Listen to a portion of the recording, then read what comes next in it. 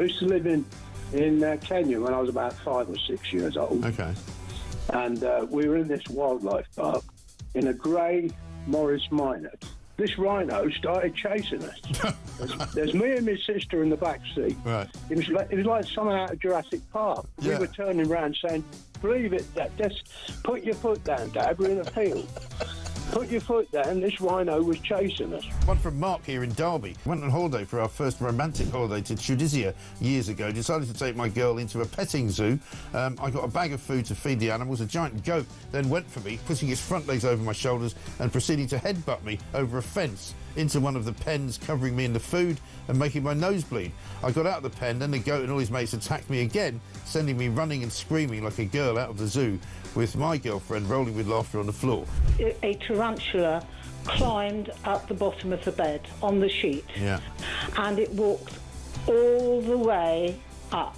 It's eyeball to eyeball. Wow. And I thought to myself, what am I going to do when it climbs over my face? But then a miracle happened. It raised its 2 front legs and waved them around.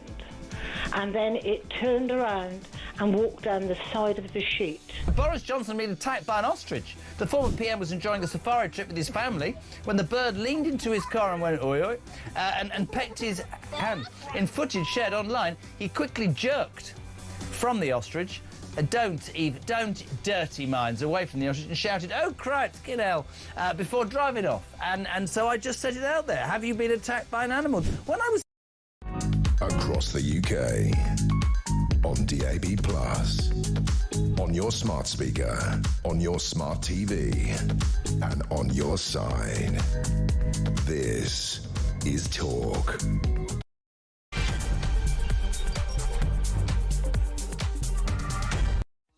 Hello, good morning. That's right, it's 6 a.m. on a Sunday. Well done you for being awake at this hour. What's your excuse? Mine is because I'm being paid and I'm here to entertain you until 10 a.m. this morning. I must admit, yeah, the bins, if you're looking at me on YouTube, don't often wear those. Every now and then I pop them on just so I can squint at the television and see what's going on. But normally I'm not inbinulated, but I must admit I'm a little bit weary today because I was at the qualifying for the British Grand Prix yesterday. What a day! That is why I was off air for yesterday's breakfast, because, you know, when someone says, "Do you want to go hang out in the McLaren garage?"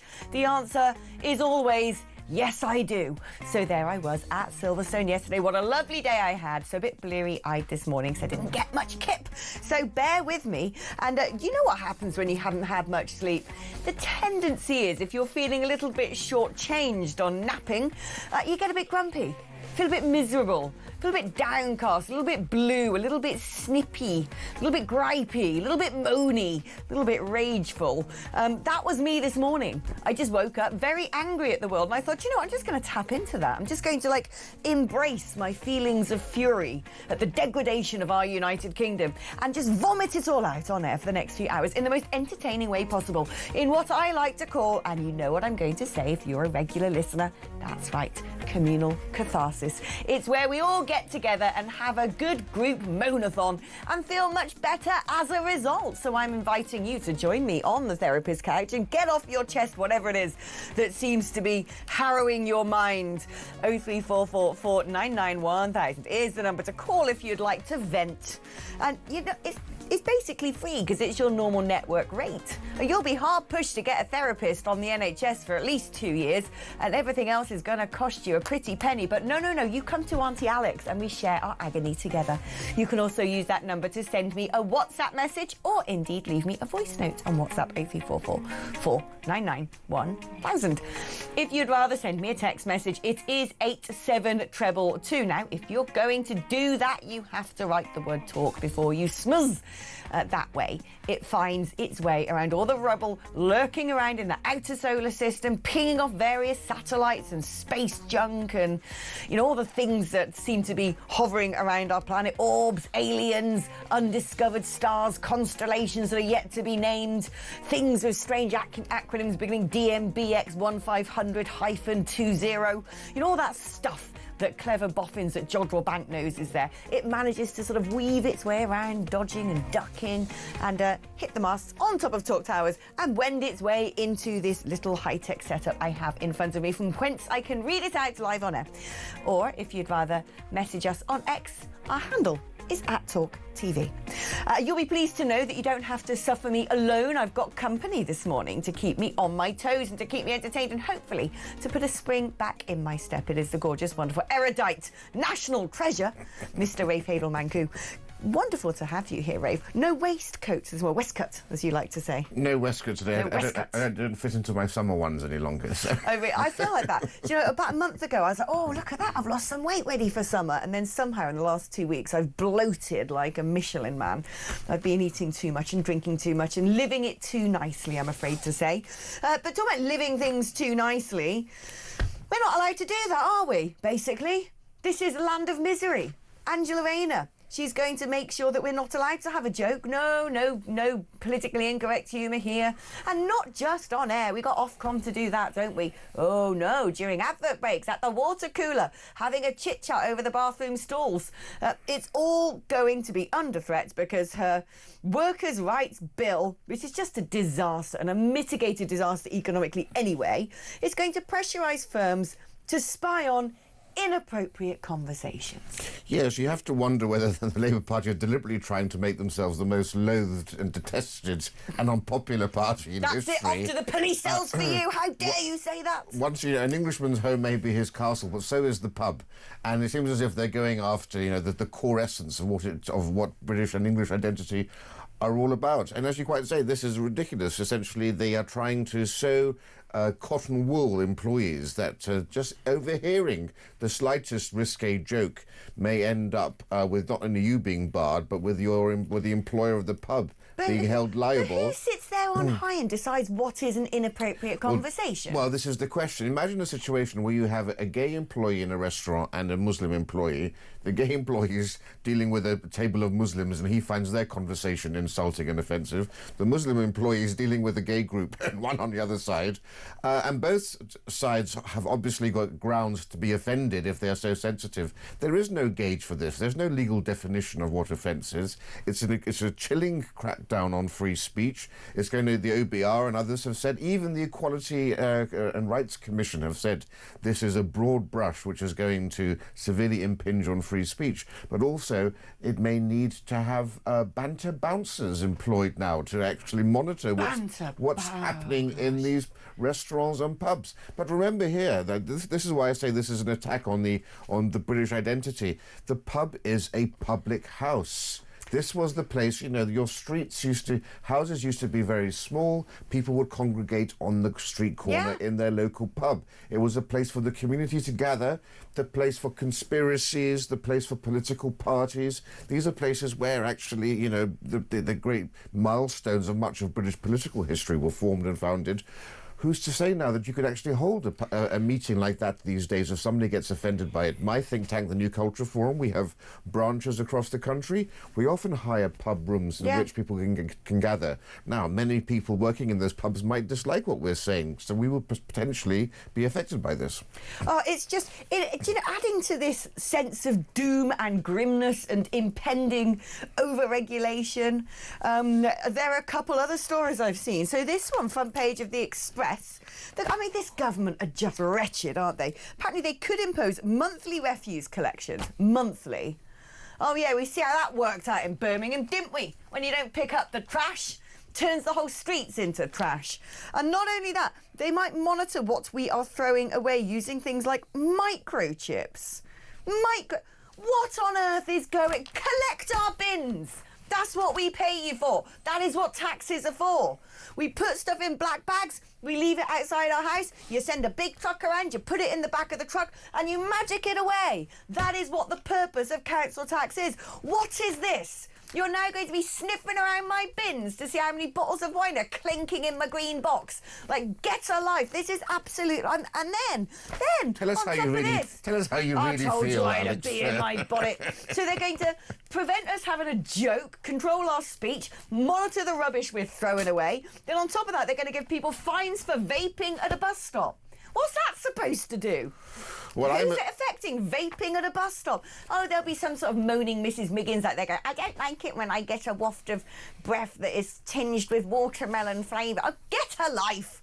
If you sit at a bus stop, you're by the side of a blimmin' road in the open air. Unless you're literally vaping, going into someone's face and blowing it into their eyeballs, I don't care. This is so misery-making, it's nitpicking, it's pettifogging, it's just so oppressive. At this point in time, if all this stuff goes through, I'd rather be living in a Uyghur camp in Xinjiang. Well, the way things are going, we won't be far off that by the time the next 4 years are over. But you're absolutely right. You know, friends of mine who are great Anglophiles came over here a few weeks ago, and it was their first time back to Britain for about 6 or 7 years. And they said two things. Firstly, they couldn't believe watching the news how draconian this country has become, but also how decrepit it looked. Yeah. And they just felt this country is on its last legs. The infrastructure, it looks tired, it looks dirty, refuse bins not being collected for week after week. And you can just feel the sense of decay, not only physical, but just culturally and socially. But it seems to me like they just go after the good tax-paying, law-abiding citizens, constantly raiding our pockets to add money to the coffers. It's us they go after because we've accidentally been in a yellow box because the traffic lights changed at the last minute and the traffic is so congested you happen to find yourself there by sheer accident. Guess what? You haven't been driving along staring at your speedometer. You'd rather make sure you're not running over babies, and so you go 24 and a 20. Oops, better be fined and have points on your licence for that. Everything seems to be punishing the ordinary person for, I don't know, making an Irishman at a building site, pun by the water cooler. And yet, I drove back, when I was driving back from Silverstone yesterday, my sat-nav happened to take me through a place called Brent. Have you been to Brent? Yeah, Brent has the lowest number of English speakers in London. It's got the lowest number of English. It's just, what is it? I cannot get over what I saw yesterday. I used to live in Nairobi, right? Downtown Nairobi is like Mayfair compared to Brent. What is that? And they're going to come and punish us for vaping at bus stops and bin collections. And so you go to Brent, you're going to have a field day because everyone's sitting on a pile of rubbish like Stig at the dump, smoking weed and then stabbing people. And there's just not, like you said, nothing there looks, not a single thing looks British. Nothing. Now, if you're going to have immigration, fine, come in, integrate, be part of this country. That blimmin' place, I was like, where am I? And what really ground my gears is going down the streets. You see all these boarded up, horrible, decrepit, decaying houses, multiple occupancy. They'd have once been beautiful family homes. Peeling paint, rubbish strewn everywhere, broken washing machines in the front garden, dirty soiled mattresses, people dealing drugs, boxes, cartons, filth.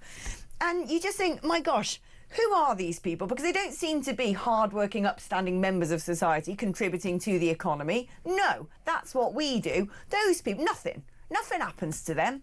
And if somehow they were rounded up and told to get their act together or get out, and people who actually wanted to buy a house in London, people like me who work here, who can't afford to, were given the opportunity, within 4 months, Brent would be a sparkling metropolis full of opportunity, privet fences, lovely little gardens, repainted. It would be amazing.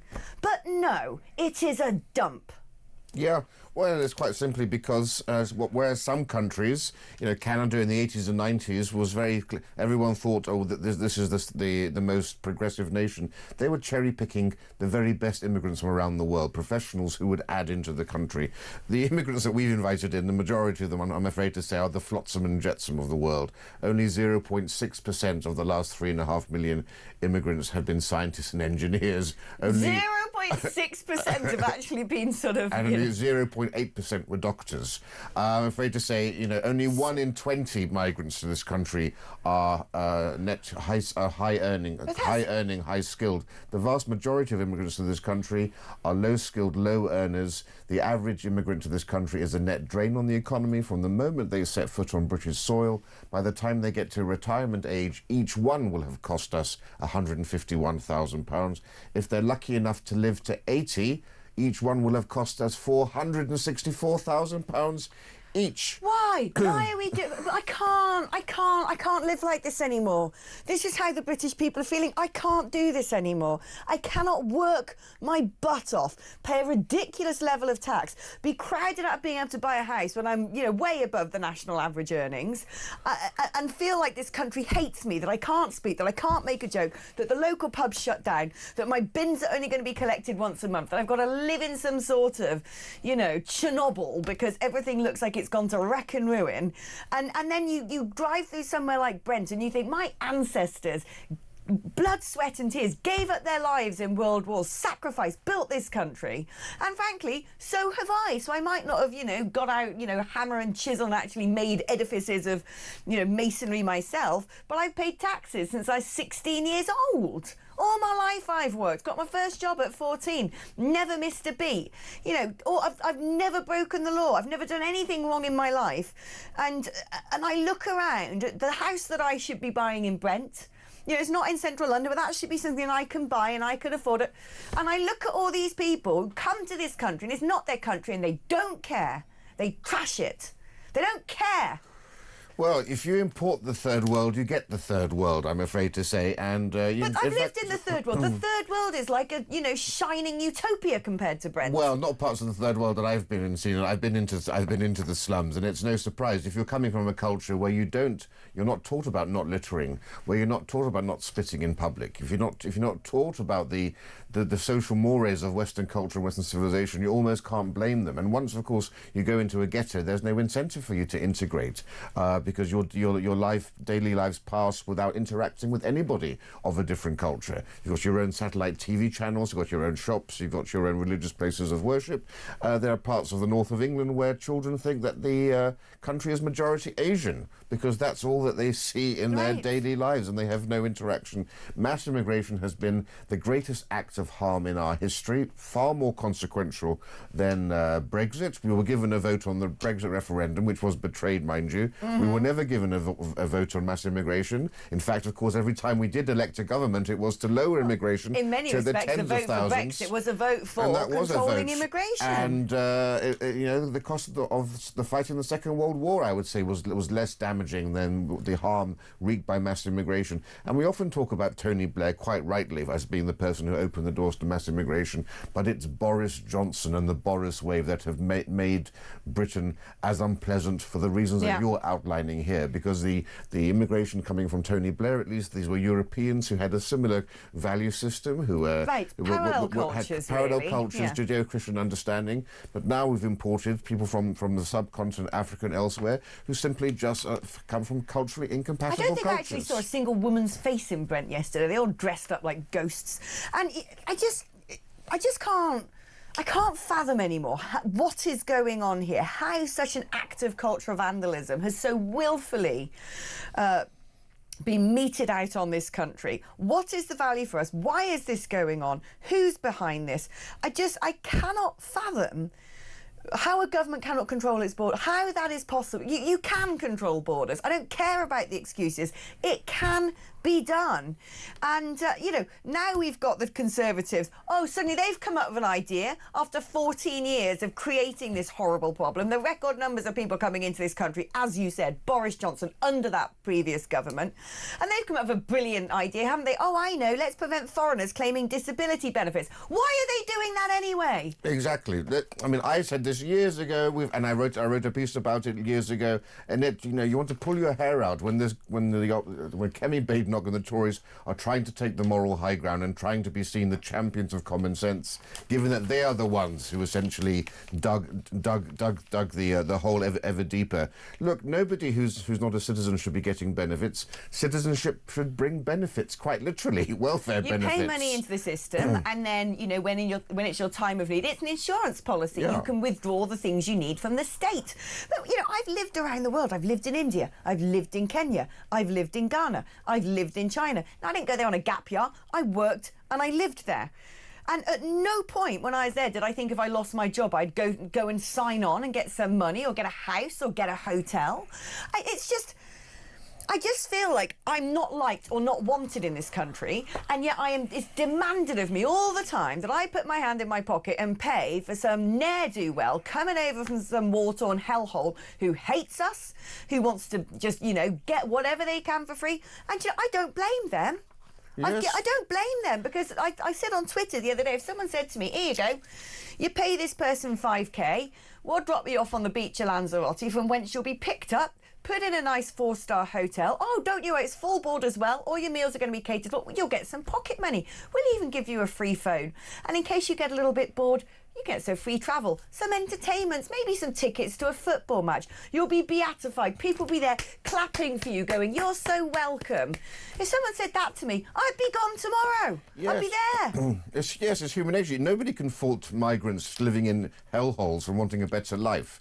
But this is the solution to mass immigration, also to illegal immigration. You need to make Britain less attractive than France. It's not rocket science. Forget the smash the gangs. This is the key point here. 72% of Somalis in this country live in social housing. Why is that? We have a housing crisis here. What's going on there? The French are very good at cracking down on the underground economy. People come to this country, they go straight onto the Deliveroo apps, they go into the curry houses, and they're earning income. They're rogue landlords that don't do background checks on who they're renting to, and you'll get 10 people living in a 2-bedroom apartment and so forth. There are very simple ways in which you could really reduce the incentives to come over to this country, including benefits, making it 15 years until you become eligible for getting British citizenship. If you've come over to work in Britain with a visa, and you lose your job, go home again. It's that simple. That's what I'd have had to do. If I'd lost my job in Kenya, I'd be like, off I go, back to Britain. I mean, people say, oh, well, they're paying taxes, so they should be entitled to benefits. No, those taxes give you the right to live in this country. You're paying for the privilege of living in Britain. Once you've proven yourself, then you may eventually qualify for British citizenship. And again, even then, I would say, if 15 years to get a British passport, but if in the last 5 years you've been unemployed for 2 or 3 years, I'm sorry, then you're not eligible either. I think we're getting to a point now where we need to be properly... There shouldn't even be a conversation about being too strict. This is all common sense, and the fact that we've got ourselves into this huge crisis where the £1 billion a month is spent on benefits, where one person in the household is a foreign national. Can you believe that? We're talking about, we had a huge scandal with Labour and the welfare cuts. That was to save £5 billion.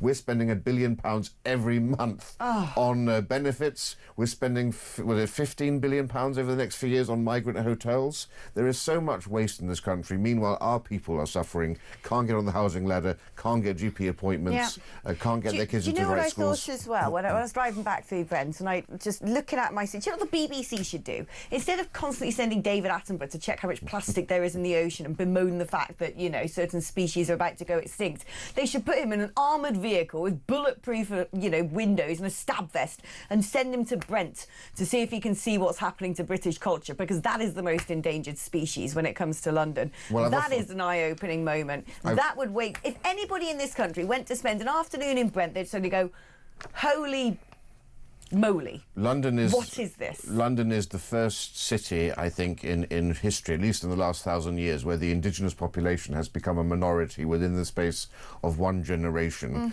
There are no Cockneys left. I've often said, if the Cockneys were a tribe in the Amazon, the UN would have sent out a special mission to look after and protect them. But when they're in the urban jungle, nobody cares. Be the case for all of us at some point soon. And do you know what? On that note, so where I live in London, in West London, it's still, an affluent borough. Not the sort of, jewel in the crown of said affluent borough, like I can afford the rents there.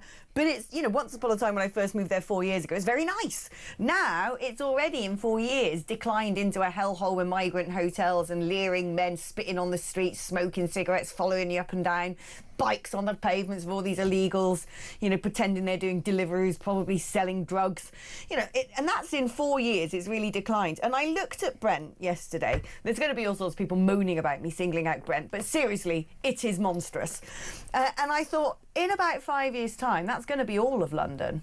I'm really worried now. Now I've seen the state of that place, I'm like, how long until all of London is like that? How instead of trying to elevate and lift everybody up, instead, everyone's pushed down to the lowest common denominator, and this city's just handed away.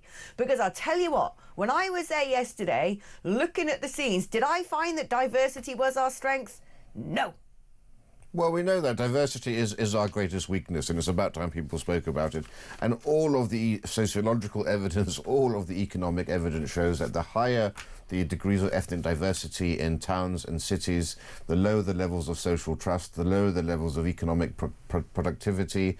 People become more introverted. They go out less in their communities. Yeah. They volunteer less. Public buildings begin to deteriorate. There's less interest in the public square, and you find people vote less as well. There's a complete erosion of social cohesion, and all of the evidence shows this. And you know, it was a very good book called Bowling Alone by Robert Putnam, a professor in America, who was he's a sociologist. They're the most as left-wing as you can get in academia, and he was disturbed by his findings because he was hoping to find the opposites. And he said, no, actually, all the evidence shows increased ethnic diversity leads to a destruction of high levels of social trust, and that's where we were going as a society. Britain was one of the great jewels of the world because we had high social trust here, where everything works, and you didn't even need to have barriers in train stations because people would be expected to pay without just instinctively to going on. And that's one of the great sadnesses of my life, is to see how far we had come and now how far back we've fallen. And it's on steroids now in my lifetime, depending how long that is. I have a feeling I'm going to see the whole of the blimmin' nation fall. Oh, we're not happy, eh? Yeah, you glad you tuned in? Woohoo! What a happy Sunday. Whoop, whoop, whoop, whoop. OK, now, listen, let's read some of your messages, because after we're going to be coming back and discussing more news, and I want you to throw in your 2-bit. Morning, Alex and Rafe. The politicians and civil service don't care about the country or the British people. All they care about is their seat on the gravy train isn't taken away from them. They should hang their heads in shame. They hate Britain and the British. That's from Dean from Dagenham. Good morning, Alex and Rafe. I'm sorry to say, but this workers' rights bill is an attack on free speech driven by Labour, but it's deeper than Labour. Everything that's happening to our country is against the core values of our way of life. Our pubs, our high streets, they're all closing and changing to make way for vape shops, Turkish barbers, halal shops. All these young people who want this in our country, I hope they are happy when the music is gone, when the pubs are all gone, and the girls and women are all dressed in burqas. Yeah, these idiots are like, it's about time the West got its comeuppance. Oh, right, wait to see what you inherit then, you stupid liberal lefty lunatic. Alex, nice to hear you on the airwaves this Sunday morning. I'm off to church at 8:45 from John in Wallington. Pray for this nation, would you, John? I'm also going to go to church myself after this because I need my vitamin G. Believe me, if I don't have a bit of God injected deep into my veins, I'm going to be super depressed.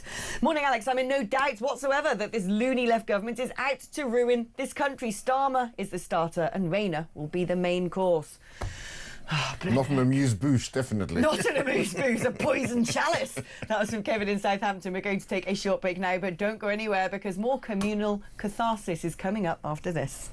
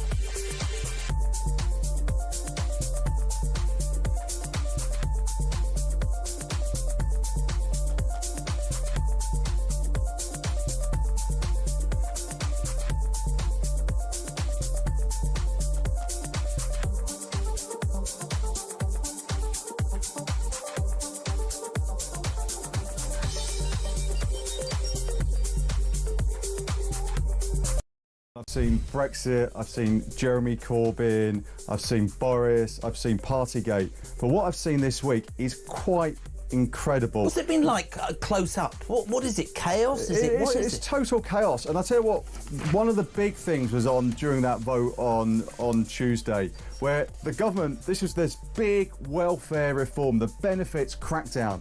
And what did they do? They held a vote on precisely nothing, because all the big reforms were stripped out.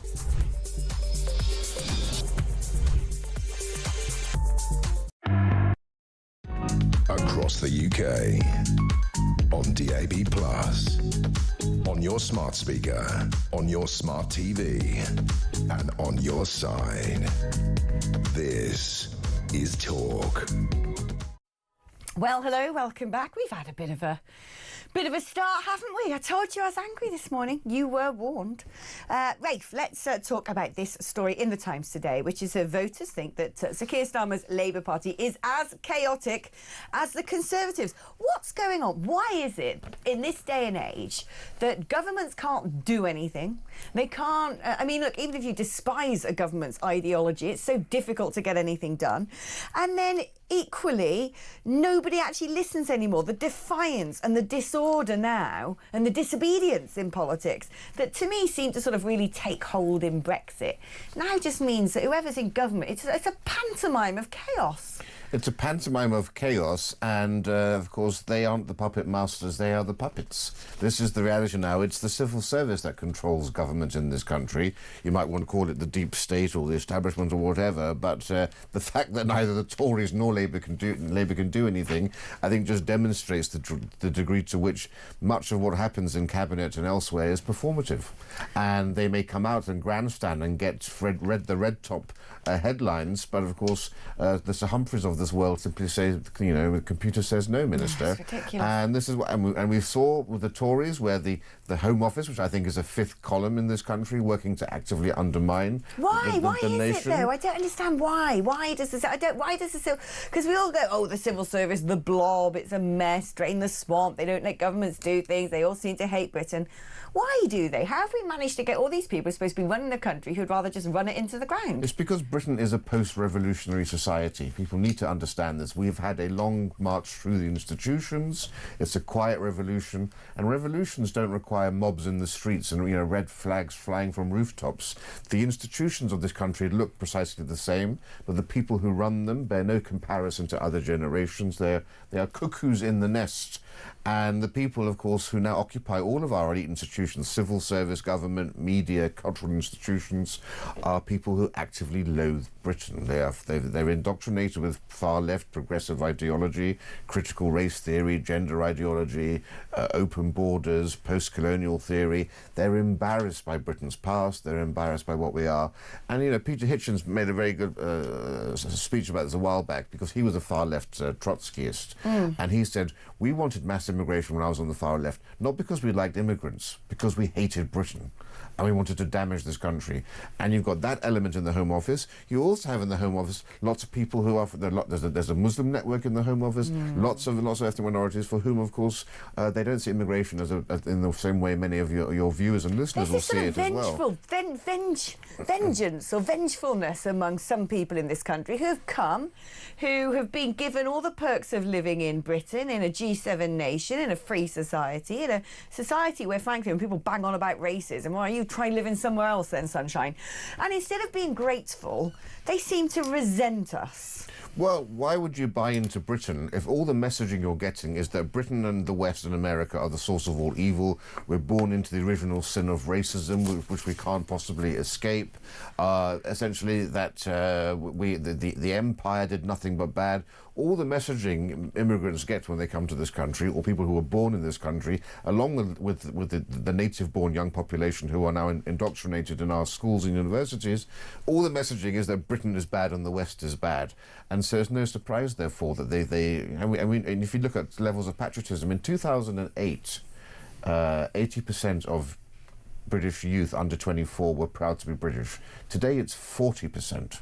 And it's even lower amongst the black community and amongst Pakistanis and Bangladeshi heritage people in this country. That is the war on our history, the war on our culture. It's an undermining of Britain, and those people have now graduated and they work in our civil service. But don't worry, Rafe, because according to Sir Keir Starmer, there are sunlit uplands on the horizon. Shall we have a listen?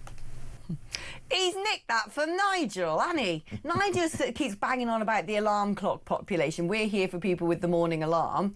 He's just nicked it. He's pilfered it. And do you know what? You're there for them, are you, Starmer? Are you? Is that why? Is that why you're taxing them? Is that why you're taxing the people who employ them so much? Is that why that you're prioritising those who aren't among those people for housing, for access to medicine? I mean, it's gaslighting. It's gaslighting, and, you know, gaslighting involves a lot of hot air. And that's what we're getting with Starmer, because, of course, he's after the local elections, where, of course, they suddenly realised that not only was reform posing an existential threat to the Tories, but also to Labour, there's this panicked attempt by Starmer to park his tanks as much as he can on the Reform Party's lawns. But, of course, now he is beholden to the backbenchers, who, of course, is the worst thing in the world for the backbenchers, is to see their leader trying to act more like Nigel Farage, and they now hold the whip hand. We've had U-turn after U-turn on rape gangs, on the winter fuel allowance, on welfare, on everything else, and unfortunately now there is no grounds upon which anybody can trust Farage to steer the Labour Party to the centre ground, let alone to the centre rights of politics. We know full well he's going to be hampered and hamstrung by his backbenchers. Right, exactly. I mean, look, now Downing Street just said the plan to scrap the two-child benefit cap is now dead because they weren't able to make concessions on welfare and save but $5 billion. Instead, they're actually going to be putting up bills by about $1.5 billion.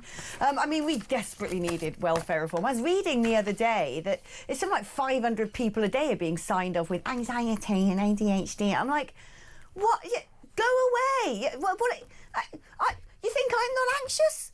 I sit here scratching like a dog with fleas because I'm little Miss Dermatitis. We've all got anxiety. We're all stressed. We're all under pressure. We're all trying our best. And I come to work every day, all the time. I don't accept, frankly, that there are people who go, I can't work because I'm too scared to go outside. I can't work because I got ADHD. I can't work because I got some sort of acronym. Grow up, get to work, because guess what? If you don't go to work, no one's going to be there to look after you. Except that isn't the way it is. Everybody who wants to just not bother working seems to be living it up.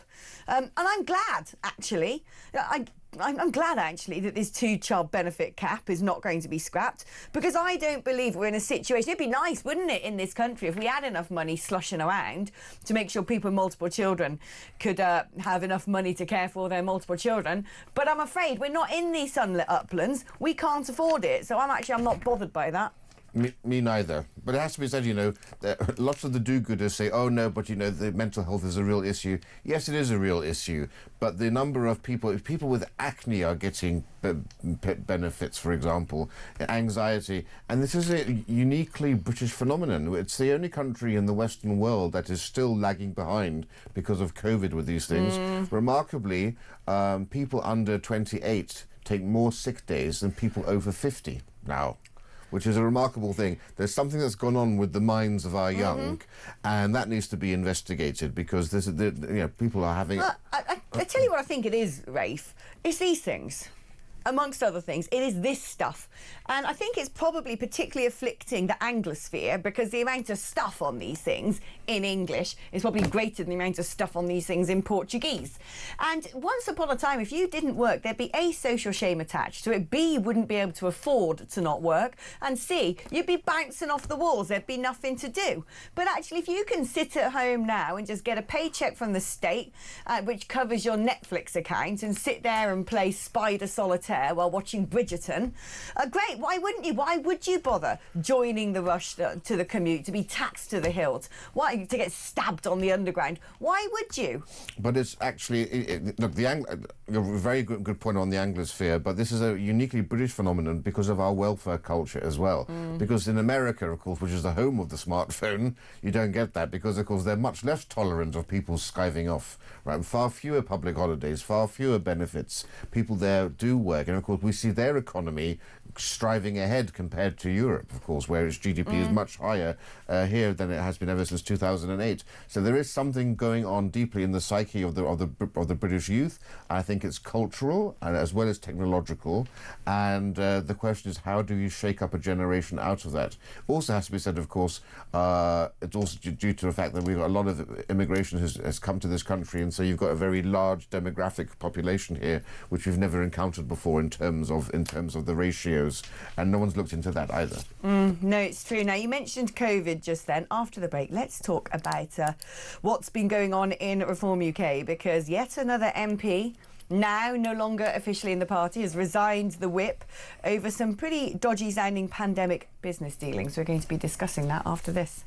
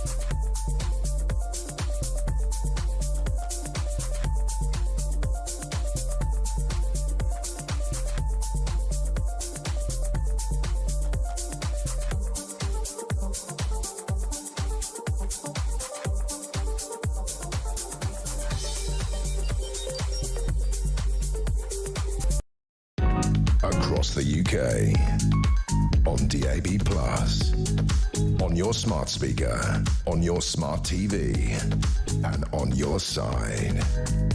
This is Talk. Hello there, welcome back. Now, first of all, there were 5, then there were 4, then there was 5 again.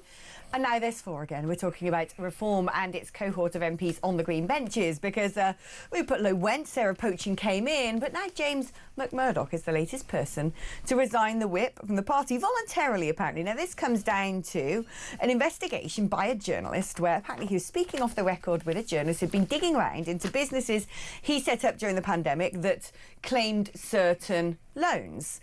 And apparently, you know, people are questioning why were these loans claimed and the businesses seemed brand new. What was going on? He says that actually all of this was above board. It's all fine, but while it's being investigated and before he can clear his name, he's going to resign the whip. Now, when I heard this yesterday, when I heard that McMurdoch had gone, I was like, oh, God, what now? And I'm like, what is wrong with Reform that this, frankly, first of all, you know, have a press office where you tell your MPs you don't go having long-winded conversation with journalists that are off the record, OK? Get a grip. If you're going to be a professional party, get a grip of your press office. And secondly, you don't resign the whip for this. You just say, I've done nothing wrong. The party's going to stand by me if you haven't done anything wrong. It's like basically a non-story that they've now turned into front page headlines. It's almost like they want to harm themselves. It is balmy. But mark my words, I will say this. I do not, if it is true that he's been taking out loans, COVID loans, during that pandemic that he didn't deserve, that angers me beyond measure. Because there were plenty of people during COVID, freelancers like me, who suffered enormously, who didn't have access to furlough, who didn't go about claiming grants and loans, who lost a lot of money and are now the people who the state is relying on to pay hand over fist to dig us out of this black hole, because so many people were frankly taking the proverbial. So if McMurdoch was setting up And it is, I don't know whether he was or wasn't. He says it was all above board. Let's find out. But if he was doing this, then I've got no truck with it at all. But it does strike me as a party that just doesn't seem to know how to do politics. Yeah, it's. I'm a bit disappointed with all of that. I don't think there's necessarily... I think he was obviously advised to voluntarily withdraw the whip, have the whip withdrawn from himself. I think that's pretty standard now, actually, in politics, whilst an investigation is underway. So that I don't have an issue with. But certainly, why on earth was he giving this interview to the press without consulting it or clearing it first with Reform HQ? I mean, this is about allegations that he borrowed £70,000 for two businesses. One was 50,000 for one company, and to get that 50,000, you had to have an annual turnover of more than 200 grand, and the other one was for 20,000 pounds, for which you had to have a turnover of more than 80,000 pounds. Now, look, those are some serious allegations. Have to see what happens with the whole thing, but it does call into question, as you say, the ability of Reform to respond quickly and speedily to these things in a professional manner. I mean, if one assumes if you've taken out a loan, you've borrowed money, you're going to have to pay it back. Is the solution not just that this money is then paid back? Yeah, I don't know enough about the bounce back loans to know how it works out, but and how they found out about it. No, I don't either. But it does seem to me to be rather chaotic.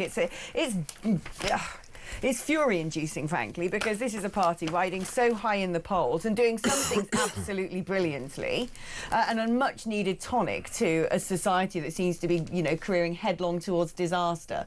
And then you get a story like this and you think, for crying out loud, here we go again. But there was a degree of glee in the mainstream media about this story. So I heard last night on the Radio 4 that the journalist was saying in the official report, well, this just goes to show, and they were linking it to Rupert Lowe, and they said, well, this just goes to show that the Reform still isn't able to vet its candidates properly. And I thought, well, Rupert Lowe, that's a different issue. That was a falling out with personalities. Right. And also, nobody was saying that the vetting procedure didn't work for Lowe. Right. It's another thing entirely. If the same scrutiny was applied to other political parties and, you know, everyone was digging around in everything they've ever said on social media, their private business dealings, their little affairs, their peccadillos, their little minor scandals that are so far being covered up by a well-oiled whip operation, I think we'd find far worse among their ranks, quite frankly.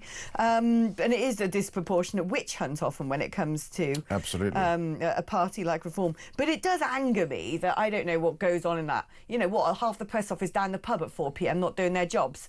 Because it does seem to me that there needs to be some sort of belt and braces brought in. All right, what else do you want to talk about before we go to break, Rafe? You've spotted some bits and bobs in the press. Well, there's an interesting piece here about how facial recognition cameras help police get criminals off the street. So these are the cameras, you know, this Orwellian state as in China where you're always being watched and they know where you're walking to, are you going to this protest, whatever, all chilling stuff. Now, again, you know, as somebody who believes in liberty and freedom, I don't like the idea of facial recognition cameras, but I'm torn about this because it's enabled them to take 1,000 people off the street in a very short period of time. There are 11,000 serious criminals walking free on our streets, including rapists and paedophiles and all the rest of it.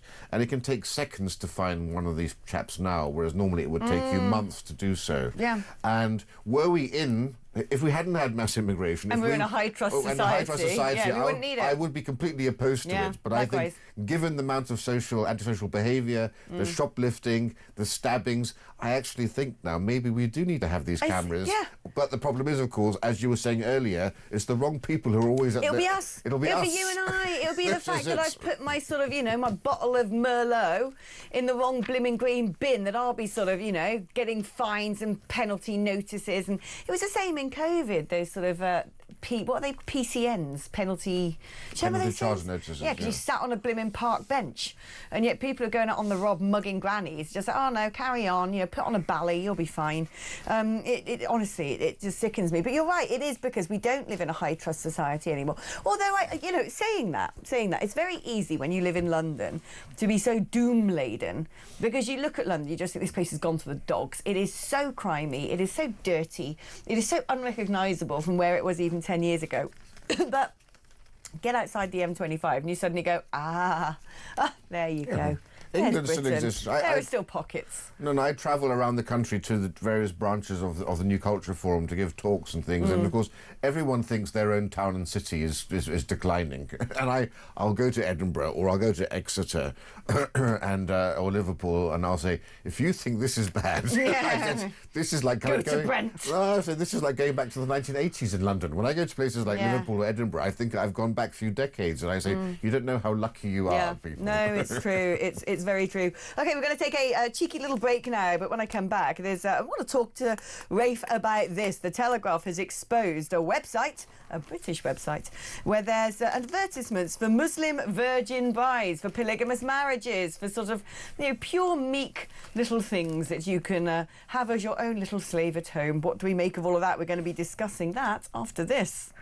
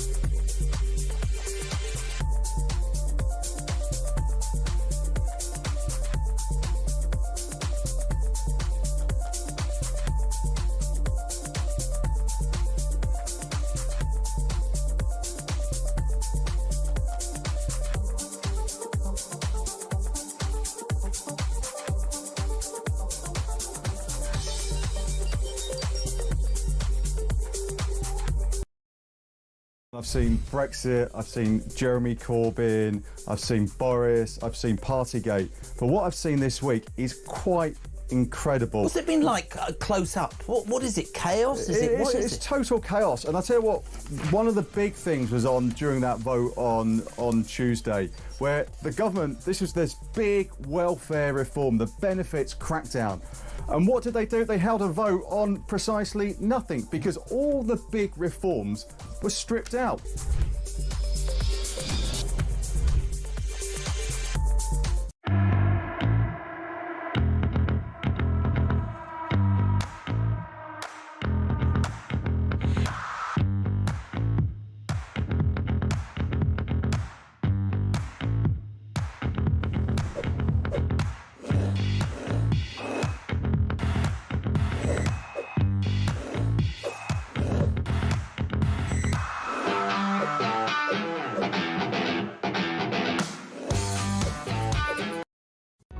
Across the UK, on DAB+, on your smart speaker, on your smart TV, and on your side. This is Talk. Hello, welcome back. Now, the Telegraph has done a bit of an expose today where they have come across a Muslim website, a British website, advertising virgin brides. Let's have a look at part of their report. A Muslim matchmaking site offering men the chance to find untouched virgin brides and take multiple wives is operating in Britain. You don't beat a wife just out of the blue. You have these instructions in the Quran. Nicogram presents itself as an Islamic solution for men seeking a shy, untouched spouse or wanting polygamous unions. Because polygyny is a part of marriage, okay? In fact, many argue, and it's a strong opinion, that it's the default for a man to have more than one wife, and I'm of that opinion. Oh, well, don't you just love that, Rafe? I can't wait, as a woman living in 2025 in Great Britain. I say welcome all of these misogynistic medieval monsters. I can't wait to be the quiet, blushing, silenced, non-virginous bride of some sort of beardy weirdy with, monstrous ideas about how marriages should work. But I'd say this. This is horrifying. This is disgusting. This goes totally against British values. This must never be acceptable in this country, ever. But at the same time, I kind of think get your own house in order first as well, Britain, because as much as we might point at this and go, isn't that a horror story? Isn't that vile? What about all of the user-generated content, unregulated porn websites with little kids watching adult material, with videos of attacks and rapes, slapping, smacking, hair-pulling, spitting. Don't know what I can say at 5 to 7 in the morning on a Sunday, on God's day. But, you know, we have got in our own culture a lot of filth out there on the internet that successive governments haven't done anything about. So before we turn around and start pointing our fingers at the, you know, get a virgin and slap your wife and the Quran says that's okay, how about we have a little look at the same time at the sort of disgusting content that is prevalent in Western society, the likes of Bonnie Blue and Lily Phillips and all of those things where you've got kids watching where a woman or even a gay guy might have been raped, attacked, and then that video is put online and monetized. The whole of the internet is dreck, quite frankly. There are huge dark cesspits on the internet. We all know that. I think you're conflating two slightly different things, because I think it's far harder to regulate, for one nation to regulate the sorts of things you're talking about because of VPN. And, you know, children are far better skilled than you and I are at avoiding these sorts of things. And if you regulate the main porn websites, people will go to the more suspect and the more illegal. And actually, people will find even worse content than they would find if they went to the porn hubs and the more accessible websites. And that, you know, to do the things you're talking about would require the entire Western world to get its act together and act together. This, I think, is more troubling also because it's affecting people much more directly. We still don't know directly what harms are being caused to people's everyday lives. Are people bashing their girlfriends up because of what they've seen on the internet? Of course, many times they are. But this is, I think, is a bit more of a real world problem in the sense that women are basically being pulled to go into these relationships with polygamists in this country. We know that 1/3 of British Muslim youth believe in polygamy.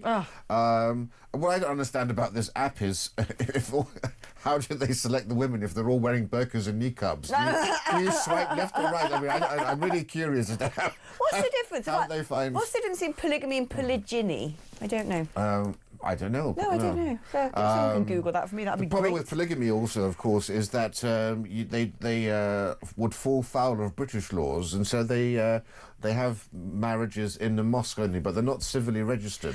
So that means the wives have no legal recourse if they want to leave the relationship. The case that in this country there are sort of Muslim men with multiple wives, and all the wives are claiming benefits as well? Is that a thing? I'm sure I read that somewhere. I would be surprised. We need to, you know, a few of us have said this in the past. If you clamp down on these sorts of practices, on the polygamy, on the forced marriages and all the rest, arrest them, deport them for those, make those things to criminal offences, you're going to also catch a lot of terrorists, right? Because the people that are doing this are the most radical and extreme lot. And so you may not be able, you may not have, there may be terrorists 5-10 years down the road, but if you can arrest them and get rid of them for these offences, it could be for the greater good as a whole. I mean, what I do like about this expose is it says what a lot of us have been saying for a long time, but you can't say it because Angela Rayner's banter police are going to come and drag you to a prison cell, which is, guess what, there's a lot of Muslims out there, not saying it's the majority, minority, I don't know, but there are Muslims out there who believe that it says in the holy text that beating your woman up if she ain't serving you properly is perfectly valid. And where are the feminists, right? Where is Angela Rayner? Where is Jess Phillips? This is the thing. Once again, you know, put your hand on a lady's knee in a charming way, and you'll be fired from your job. But you know, run rape gangs, deal with this sort of blatant misogyny that we're talking about here, and the feminist brigade turn a blind eye time and time again. Now let's quickly talk about. We haven't got long, but let's quickly talk about the prescription of Palestine action. Protesters have now been arrested ever since the government decided it was going to prescribe. The organisation behind the ransacking of planes at Brize Norton, apparently they had a clash with London Pride yesterday. I love it when the left-wing self-cannibalises. Yes. London Pride was delayed for an hour because of the Palestine... Actually, no, it was Youth Demand, actually. It was Youth Demand, which is this radical youth brigade who did that. And of course, you know, it's just like Queers for Palestine again, isn't it? It's the same sort of thing, you know. It's the left being completely ignorant about the reality of the people that they are defending and protecting. And we even had an 80-year-old priest amongst the or priestess, I should say, amongst those who are arrested here. We've got so much to talk about today, Rafe. I'm glad to say you are going to stay with us for an extra 15 minutes. We've twisted your arm. And let's talk about America after this break, because there's a lot going on the other side of the pond. Put the kettle on. Don't go anywhere. Rafe and I will see you on the other side.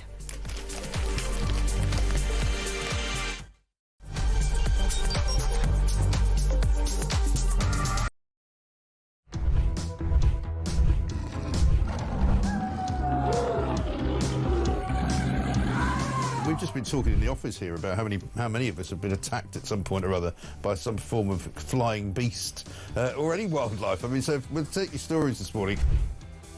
Hello, this story is concerning wildlife. It's concerning a rhino. A rhino? Right? Yeah, a rhino. Okay. I used to live in Kenya when I was about 5 or 6 years old. Okay. And we were in this wildlife park in a grey Morris Minor. This rhino started chasing us. There's me and my sister in the back seat. Right. It was like something out of Jurassic Park. Yeah. We were turning around saying, "Believe it, Dad. Just put your foot down, Dad. We're in a field. Put your foot down." This rhino was chasing us. One from Mark here in Derby. Went on holiday for our first romantic holiday to Tunisia years ago. Decided to take my girl into a petting zoo. I got a bag of food to feed the animals. A giant goat then went for me, putting its front legs over my shoulders and proceeding to headbutt me over a fence into one of the pens, covering me in the food and making my nose bleed. I got out of the pen, then the goat and all his mates attacked me again, sending me running and screaming like a girl out of the zoo, with my girlfriend rolling with laughter on the floor. A tarantula climbed up the bottom of the bed on the sheet. Yeah. And it walked all the way up. It's eyeball to eyeball. Wow. And I thought to myself, what am I going to do when it climbs over my face? But then a miracle happened. It raised its 2 front legs and waved them around. And then it turned around and walked down the side of the sheet. Boris Johnson been attacked by an ostrich. The former PM was enjoying a safari trip with his family when the bird leaned into his car and went oi oi and pecked his hand. In footage shared online, he quickly jerked from the ostrich.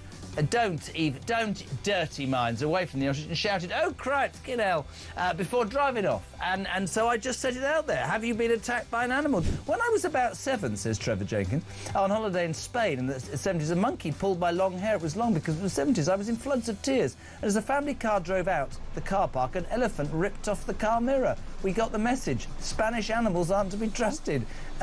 Jeremy, Brittany here from the United States. I was spurred by a rooster in my right foot a few years ago. Spurred? How do you get spurred by a rooster? And one here from Dan in Hampshire. Morning, Mike. Is an Aussie that has been dive bombed by our version of the mag. Across the UK, on DAB+, on your smart speaker, on your smart TV, and on your side. This is Talk.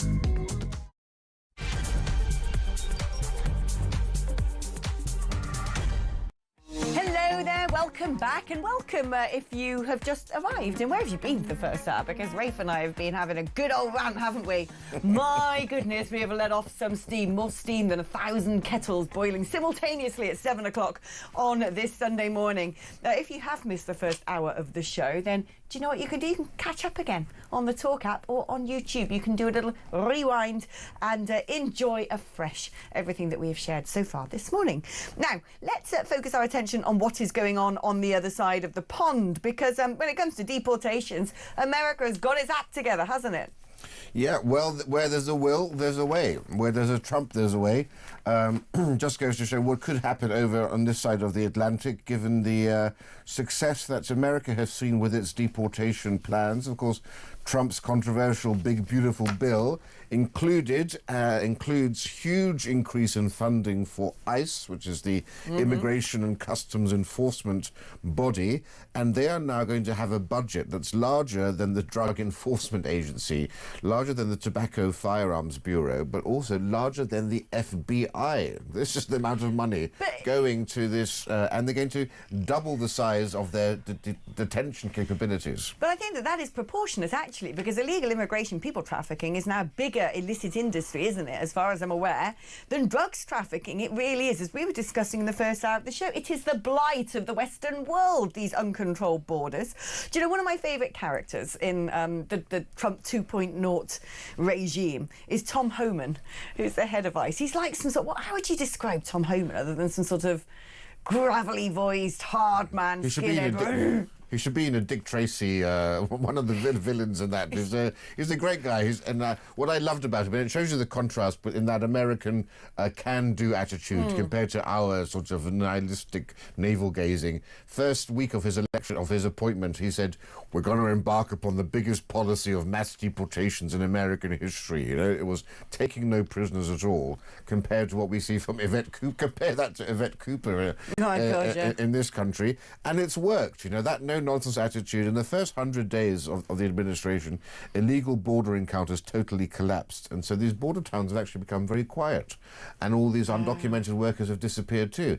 Again, it's not just the actual policies, it's the deterrent factor. Right. As we said earlier, make Britain less attractive than France, but also if you do have something like Rwanda, or something I would have a lot more effective, I'd use one of the British overseas territories, because then there's no legal obstacles, as we found in Rwanda, South Georgia Islands. If you knew that you would never set foot upon British soil, my plan is to have cruise ships in the channel, so if you can't turn boats back, they go straight onto a cruise ship. When the cruise ship is filled up, it sails off to South Georgia, so they'll never set foot on British soil. That's the tough talking messaging that will get back to North Africa. Right, but also, you know, you're absolutely right on this. What I don't understand is how many migrants are living in makeshift accommodation in Calais. It's not like they're in hotels in Calais.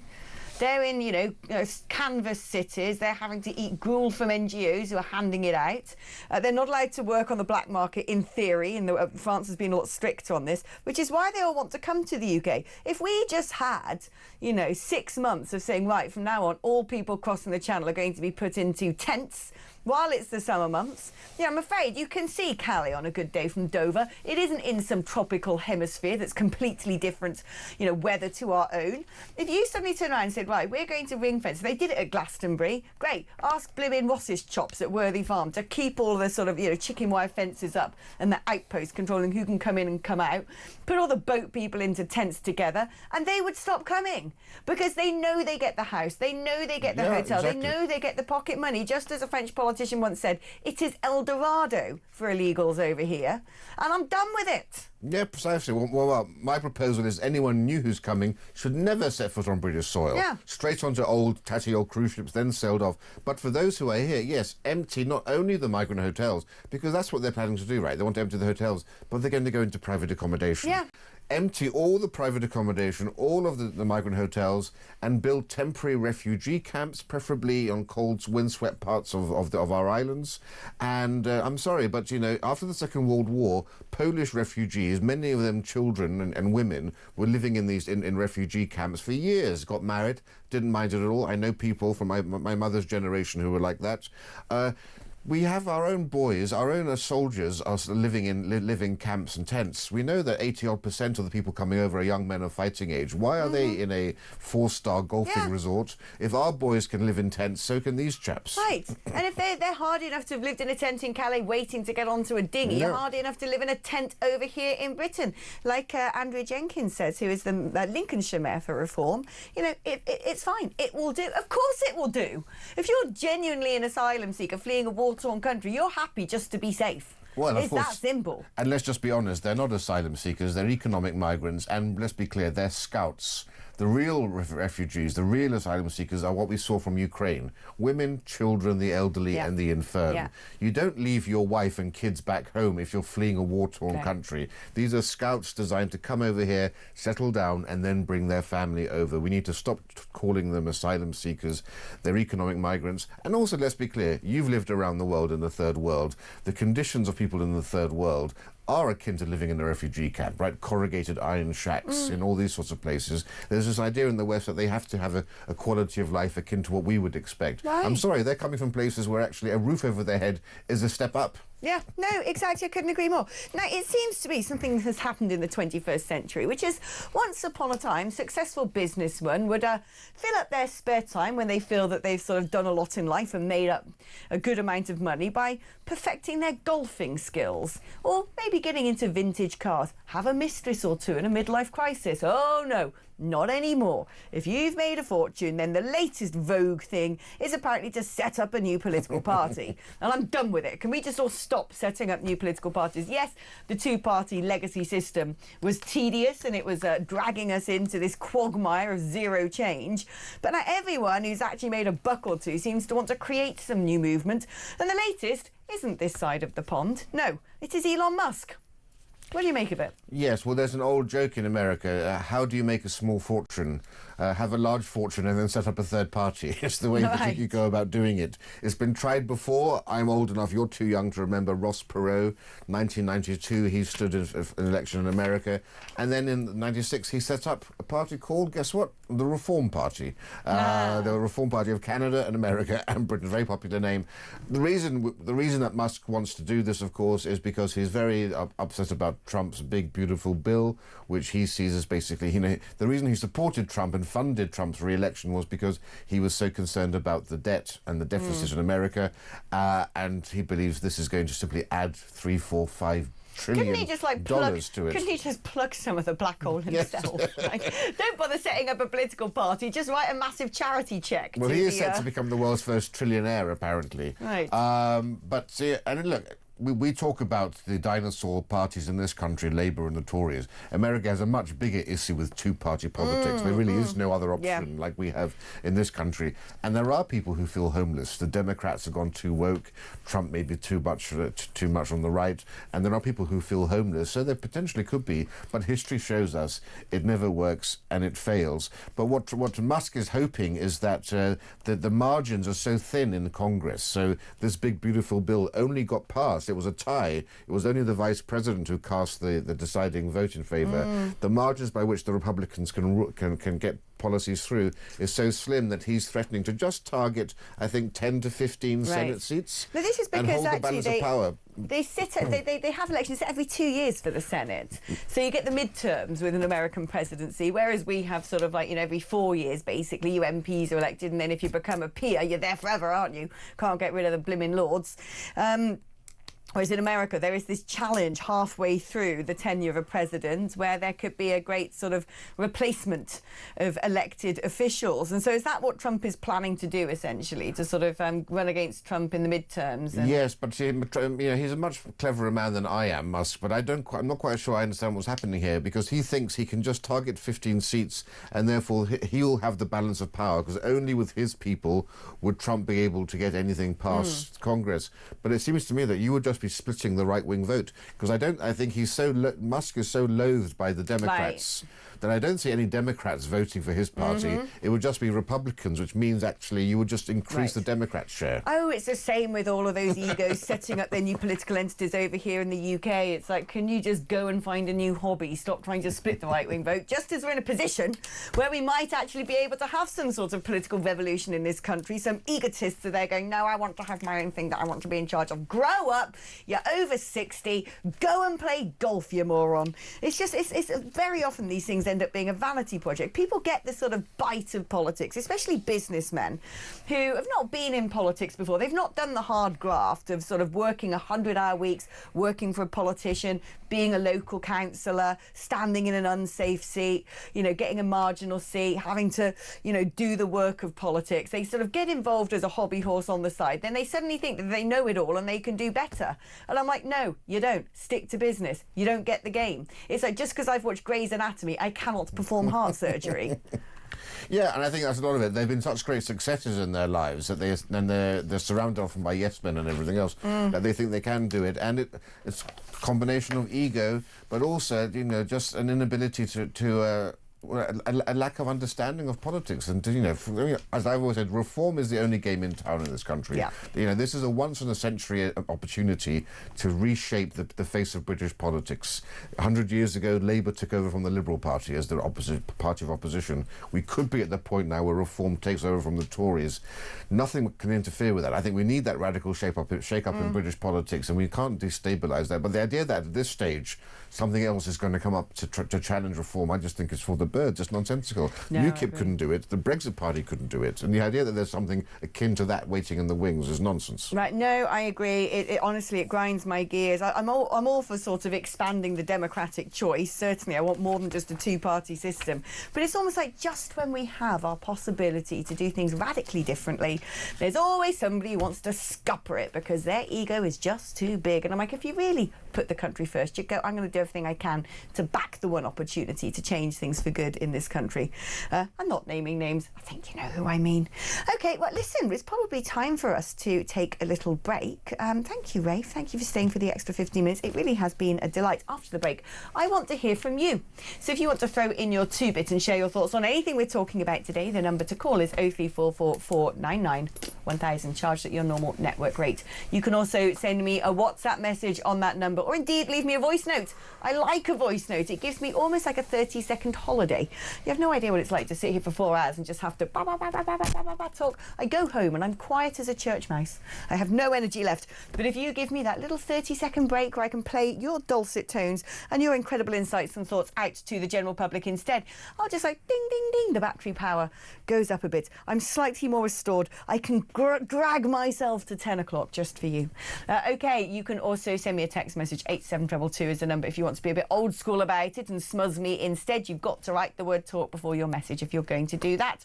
Let's do some messages before we hit up the break. Morning, Alex. The Tories saying stop benefits to foreigners is a joke.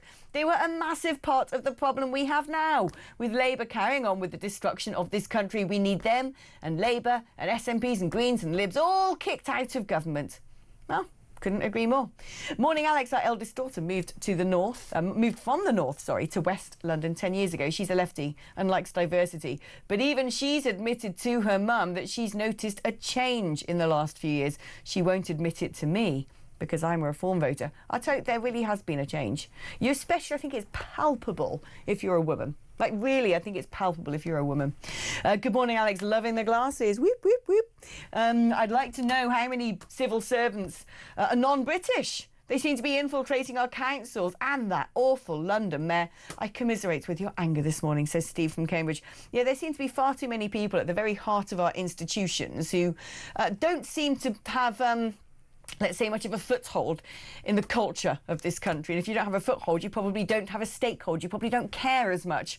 Right, there you go. Those are your thoughts and feelings ahead of this latest slate of commercials. Keep them coming in. The numbers on the screen, 0344 499 1000. We're going to take some calls after the break. I'll catch up with you after this.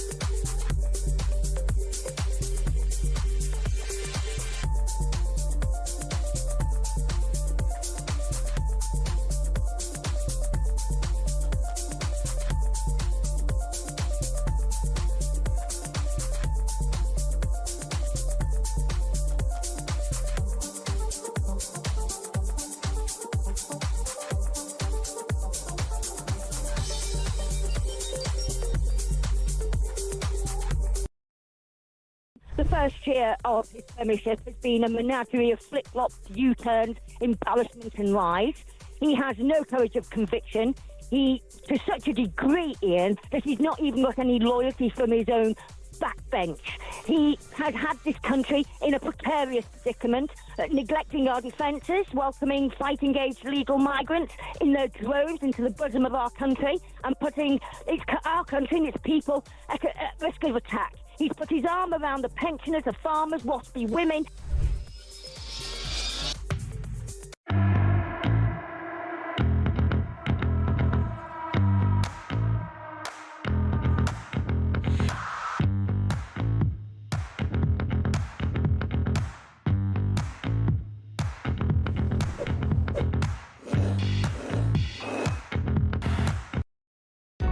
Across the UK, on DAB+, on your smart speaker, on your smart TV, and on your side. This is Talk. Hello there, welcome back to the show. Now, as promised, it is the time that we hand the floor to you. Give me a wee little break. Let me get my, brain back in order. Let me remember how to speak in English and up my energy by handing the floor to you. So first of all, let's speak to Chris, who's in Epsom. Good morning, Chris. Hi, Alex. Hi, Rafe. Oh, Rafe's gone. I've got an empty chair. Oh, okay. I know. I miss him. He's going to go home and have a kip so he can then get on with his day. So it's me, myself and I right now. So I need you more than ever, Chris. Tell me what's on your mind. Okay, well, take a breath, Alex, because I've got a few things to say. All right. All right, let's take a break. Right, first of all, Rishi Sunak, head shed, marvellous banker, Goldman Sachs, knows what he's doing. 40 billion in bounce back loans, right? But he forgot to tell the banks to do their due diligence and to lend the money as if they were lending their own money. So the banks gave out money willy-nilly, left, right and centre. Lots and lots and lots of it were fraudulent. Mm-hmm. People were claiming, and I personally know this, because I know two people that did it. I don't talk to either of them anymore. One of them took so many bounce-back loans on companies that he just started to claim the bounce-back loans. He now lives in Dubai, right? So he's not going to pay those loans back? Nobody's paying the loans back. That's the problem. But because Rishi Sunak underwrote it with our money, but he didn't ask the banks to do due diligence. Well, I'm afraid that if there should be a court case against the banks to say, hang on a minute, you acted differently when it was the taxpayers' money to if it was your own money. And they should be like the PPP and the car scandals and all the other. That 40 billion needs to come back from the bank. I agree with you. It really does. Do you know, I think if you've taken out one of these bounce-back loans from COVID and you haven't bounced back yourself, they should come after you. HMRC should be after you. This money needs to be repaid because there were big winners and big losers during COVID. And very often the big losers were the people who were still going out and working all the time. You know, I think about things like lorry drivers, right? Service stations were shut down. They couldn't even go and use the toilet. And they were there day and night labouring to make sure there were medicines in hospitals, food on supermarket shelves. Meanwhile, you had a load of people claiming furlough, going out doing some sort of like, you know, moonlighting. Other people inventing companies to take a load of money off the taxpayer and then going, oh, well, I can't pay it back. I'm sorry. It doesn't work like that. It cannot work like that. That is dysfunctional. Alex, I bet if you did it, I bet if you did a database cross-reference, half of them would be these ones that are now suffering from anxiety and can't possibly go to work. Now, next thing, right, which is something that is really really beyond terrible, child marriage. Now, right, Muslims, all right, believe follow the Quran. When Muhammad married Aisha at 6, he was a good man because he waited till she was 9 before he raped her, or in their words, consummated the marriage. That's a nice topic of conversation for 7:23 on a Sunday morning, but carry on. All right, did you know that child marriage is still permissible in 91 countries, and that if one of the things that there's two ways that a Muslim, it's written in the Quran, can become and follow his up to heaven to Muhammad. One is to become a martyr, right? The other way is to emulate Muhammad and to marry. And it's happening in this country that Muslim marriages to young girls, all right, that are then forced into marriage. You can see it. There's been an investigation in it already. And they're marrying off girls as young as 9 and 10 years old. I mean, even in Iraq, they've just lowered the age. Yeah. I mean, look, it's always important to stress that there are plenty of people who don't agree with that within the Muslim community, who would think that this is as horrifying as we think it is. But you're absolutely right. Some of the most horrible, scandalous and vile things perpetrated against women, whether we're talking about FGM, whether we're talking about polygamy, whether we're talking about child marriage, whether we're talking about what they think might be lawful domestic abuse, is being perpetrated by a particular community, and not enough is being done about it because people worry so much about offending a certain community. Alex, let me tell you something, right? Let me give you my credentials. My girlfriend of 7 years is a Muslim. She's an Eastern European, blonde, blue-eyed Muslim. And she doesn't think, she dislikes all of this. She dislikes everything that's being done in the name of Islam, right? But she can't even tell. I talk to her mum, who's great, but her father and her brother don't even know about me because there's a chance that they would think that was so terrible that they would do an honour killing. Oh, my goodness. I mean, you know, the problem is, of course, Chris, is that it's just getting harder and harder to have sensible conversations, necessary conversations to protect women and girls, to protect our heritage, our culture, to uphold our values and our mores. It's becoming harder and harder to have those conversations because the freedom to talk about them is being taken away from us continuously. Chris, thank you so much for sharing your story and your thoughts today and talking about the freedom to be able to discuss things, even to make a simple, harmless joke. A joke is a joke, OK? The whole thing that makes a joke funny is that tension between should you say it, should you not. You know, a joke isn't me going, guess what, my name's Alex Phillips, I'm 41 years old and I present a radio show. There's nothing funny about that. That's just a fact.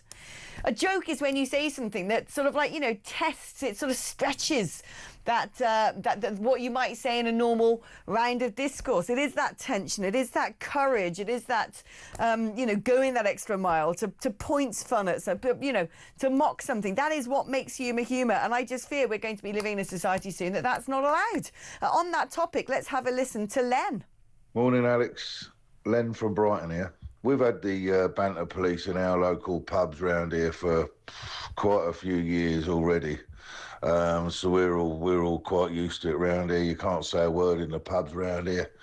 Even last year before the American election, I was asked to leave a pub because I had a Donald Trump T-shirt on. We've had a head start on the rest of the country, and it's getting worse and worse down here. It's a disgrace. Great show. See ya.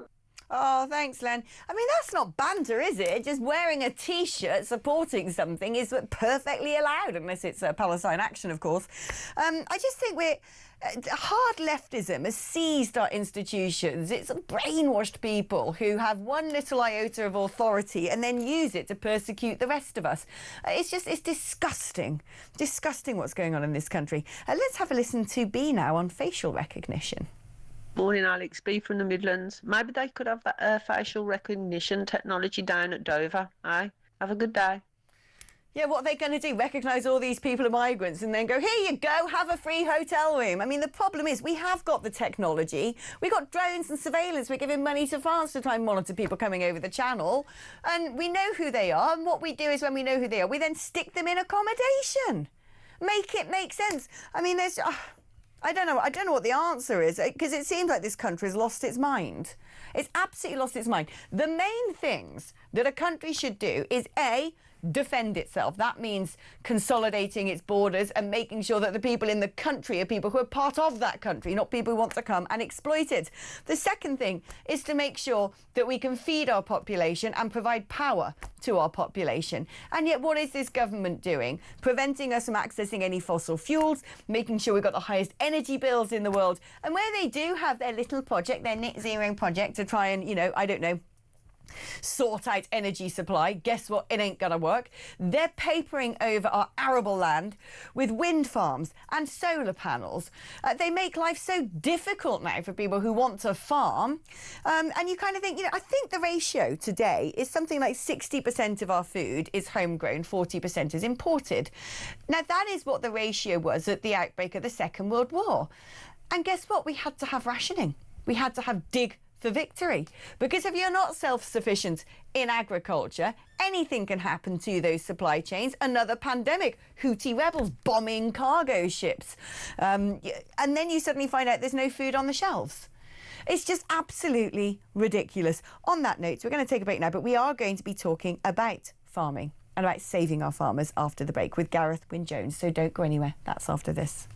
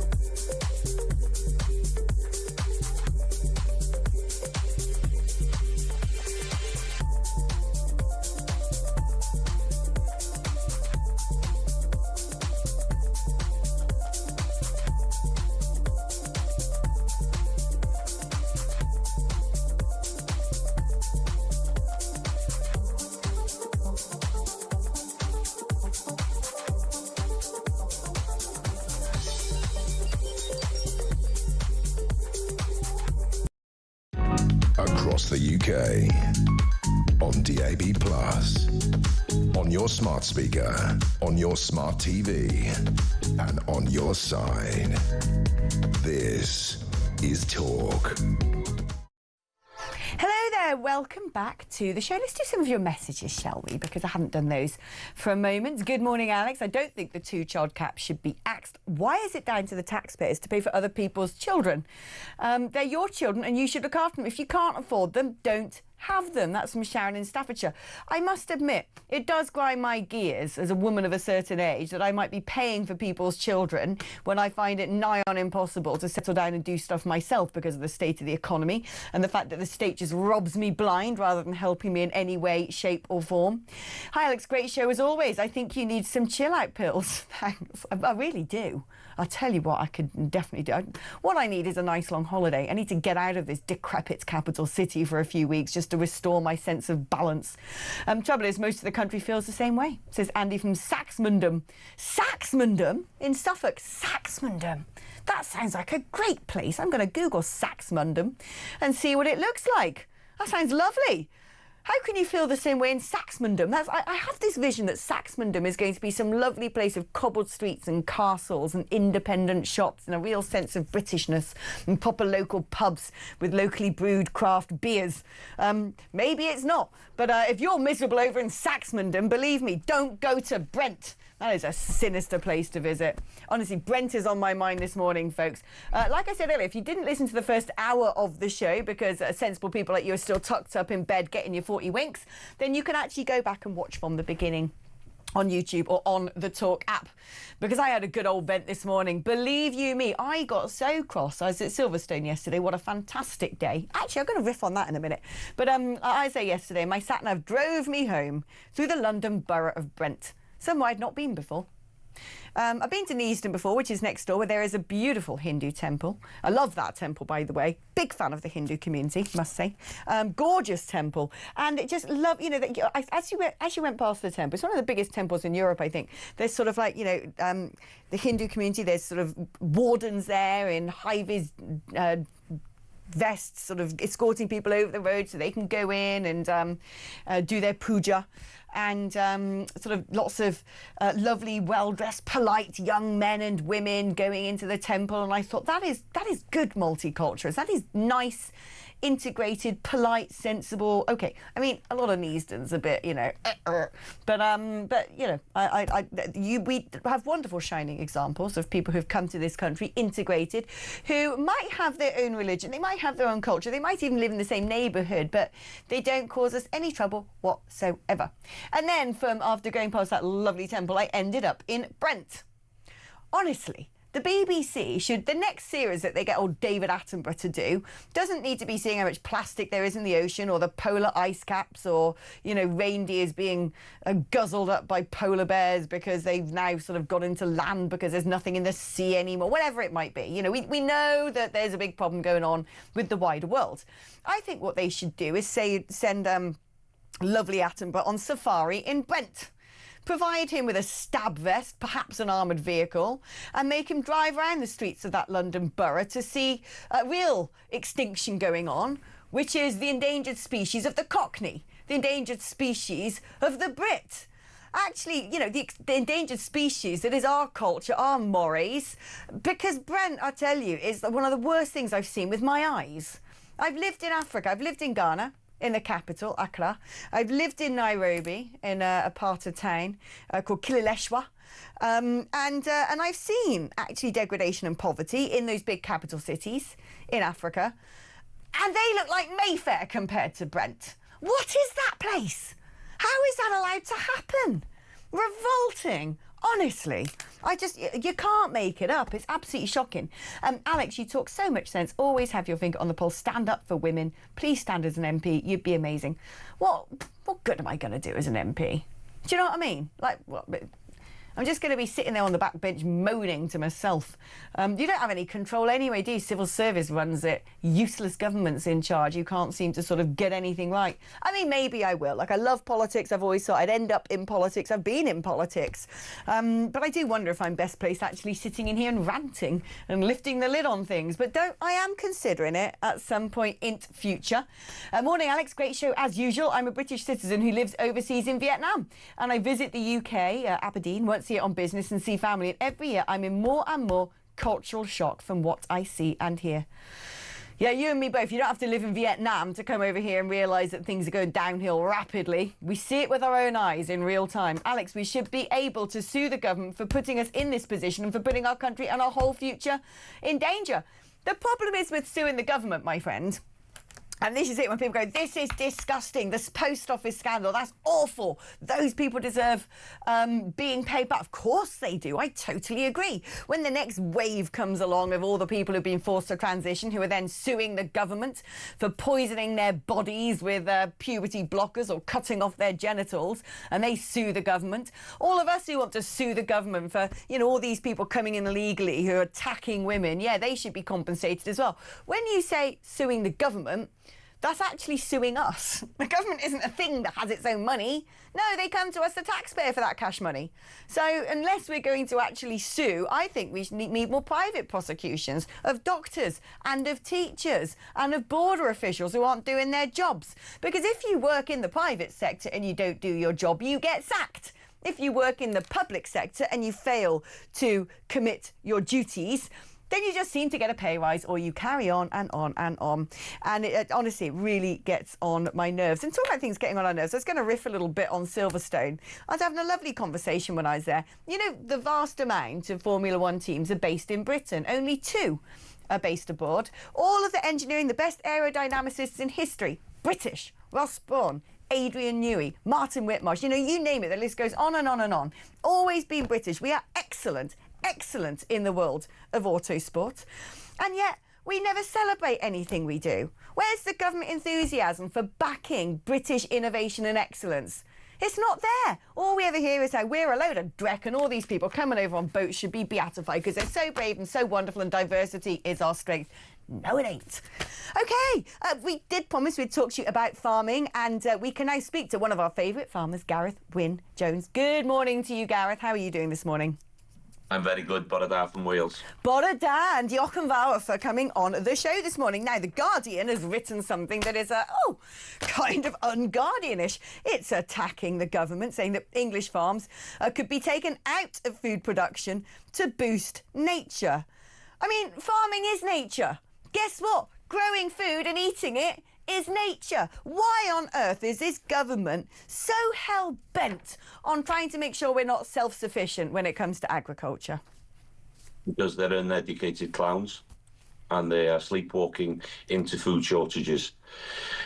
Reading the article is very, very frustrating, to be honest with you. They talk about bringing back nature. You know, they've got no idea what they are doing to nature in the way they have been putting these policies. Especially here in Wales, we've been under the Labour government for 26 years with different policies, and they say there's a deep a loss of nature here in Wales. Well, the loss of nature is because of policies that they don't understand. So we need animals, ruminants, to work with nature. That's what farmers can do on the uplands. My family's been on this farm for 375 years. We have some of the rarest flora and fauna in the UK. We have lots of different wildlife and birds on the Carnarvon mountain range, which is 27,000 acres, the biggest open space in England and Wales. And none of these governments have listened. None of them have tried to help us. They've been absolutely ludicrous with their governance and policies. So it's time to stand up and time to tell the public, you know, your money will be going towards public goods, which is protecting our waterways, making sure that you have good, nutritious, healthy food and food security. Because we can have nature and we can have animals on these uplands. Don't let them do what they did to the Scottish with the Highland clearances. We cannot lose the people from the uplands, because I'll tell you why. You lose the people from the uplands once, they'll never come back. It's not the easiest life.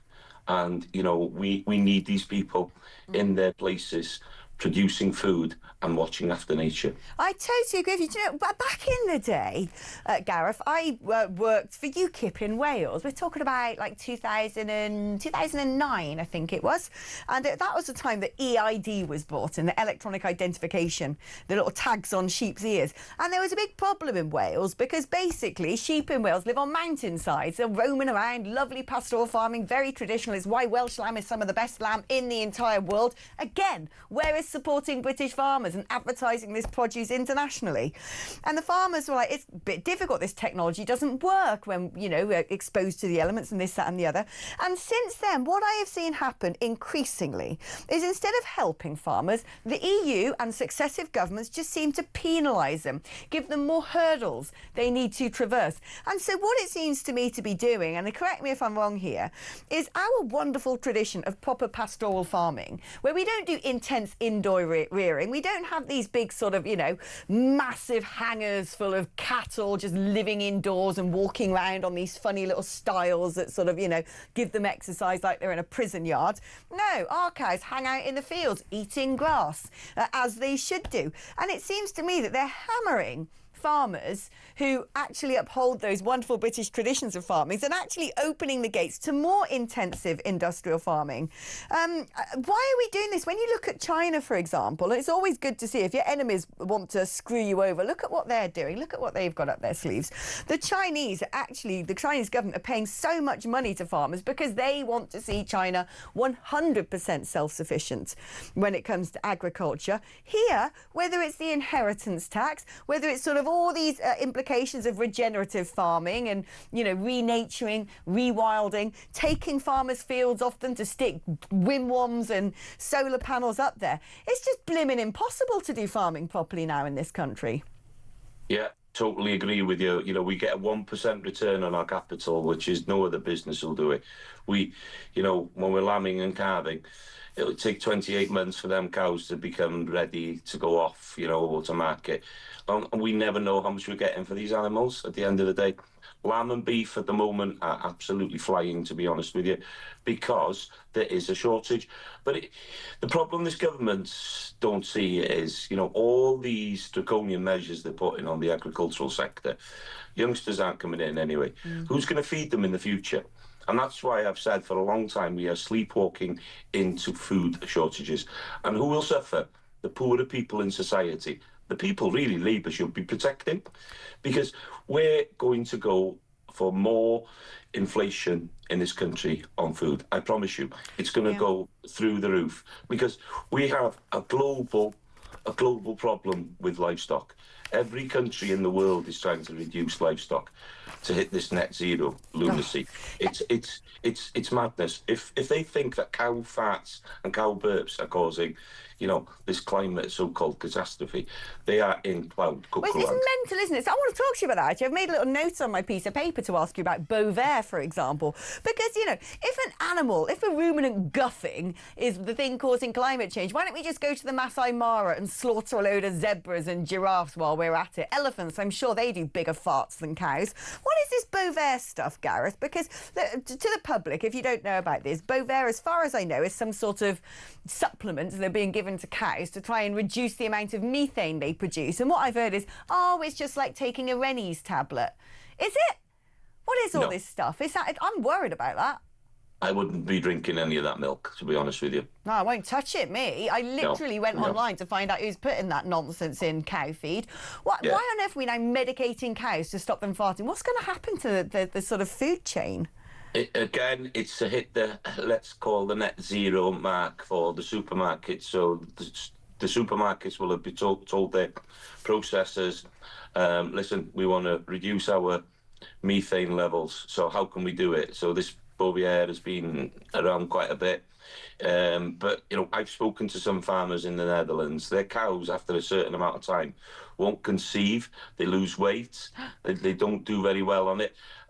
Each to their own, but I would not touch that with a barge pole, personally. No. And I think we have to be very, very careful in what we give our cows, what we give our sheep.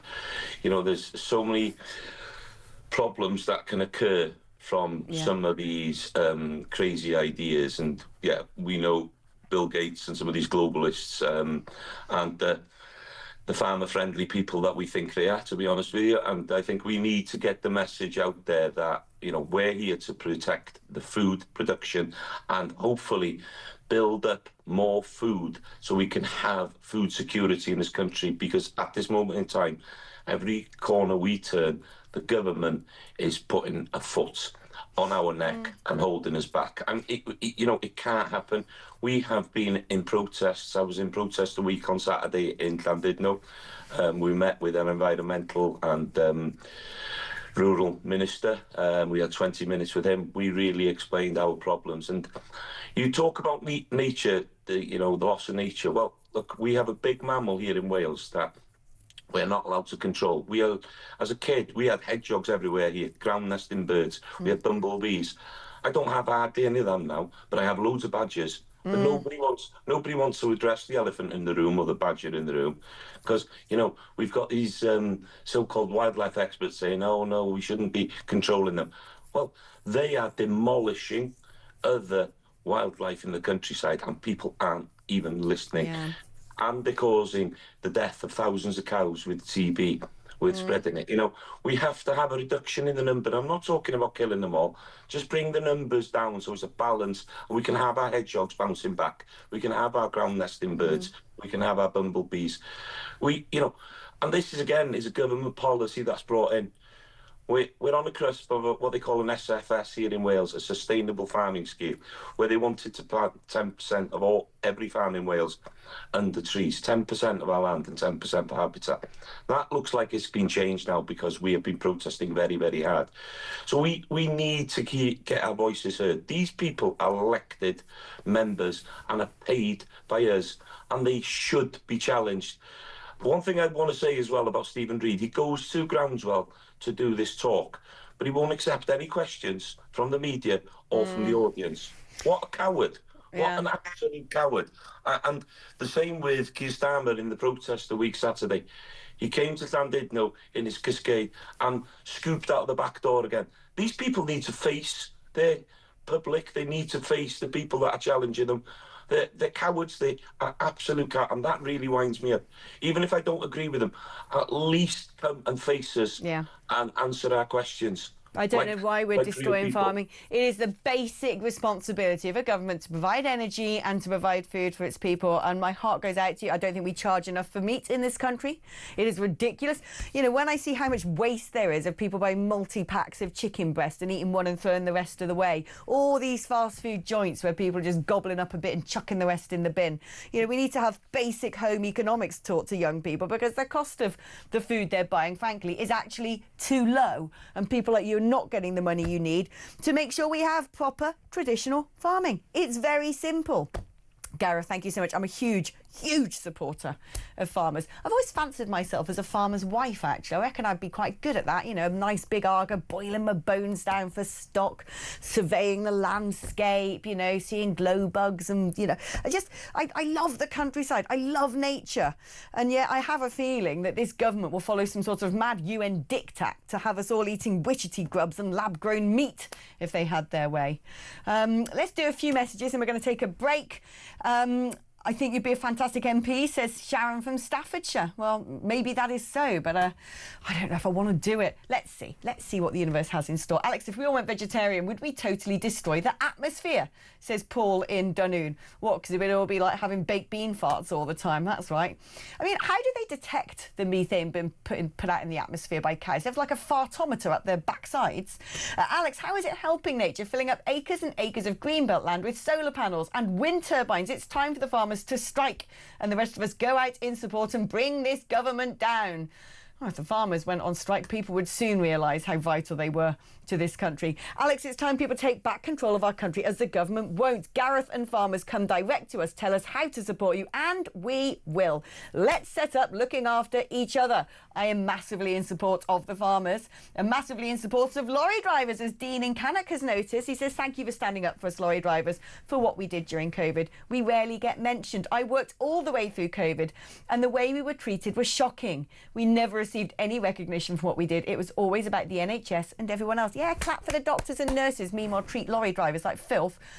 4 years on and I wonder why I bothered. I'm poorer because of higher taxes with a worse standard of living, while others were robbing the taxpayer by fraudulently claiming furlough and bounce back loans. And guess who is having to pay that debt back? Yes, the likes of people like me that kept the country going through a very difficult time. Wholeheartedly agree with every single word. My dad was a lorry driver. I know how tough that is. I know how vital your contribution is to our society. I'm clapping everyone out there right now. If you're driving a lorry, I love you. You're absolutely brilliant. You get up at the crack of dawn, you toil hard, you spend time away from the families, you got the tachograph and all these regulations to deal with, and if it wasn't for you putting the blood in the arteries of this nation, being the spine of this country, making sure there's food on shelves and medicines in hospital, it would grind to a halt. So if you've got a lorry driver in your family, if you know a lorry driver, or even if you've never met one in your life, spare a thought right now for all those men and women toiling day in, day out to make sure we have the stuff that we need. I salute you. Right, we're going to take a short break now. When I come back, let's find out what is going on with the royal family, because there's soon to be a state visit. Meghan Markle is becoming an embarrassment even more. We're discussing that after this.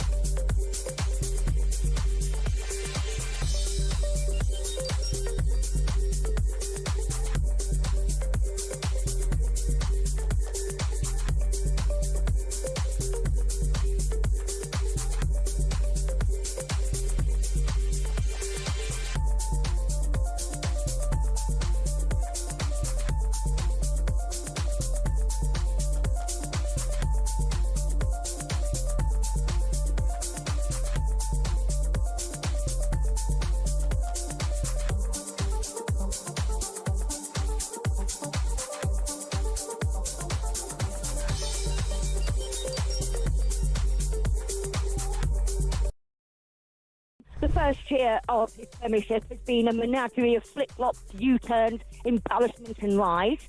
He has no courage of conviction. He, to such a degree, Ian, that he's not even got any loyalty from his own backbench. He has had this country in a precarious predicament, neglecting our defences, welcoming fighting-age legal migrants in their droves into the bosom of our country, and putting our country and its people at risk of attack. He's put his arm around the pensioners, the farmers, waspy women.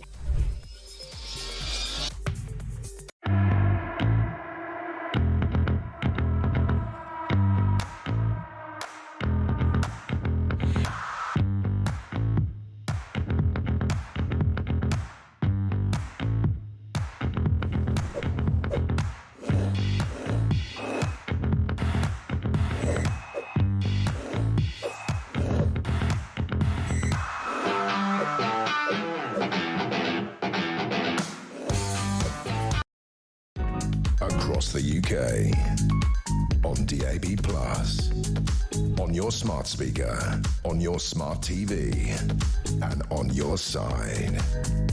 This is Talk.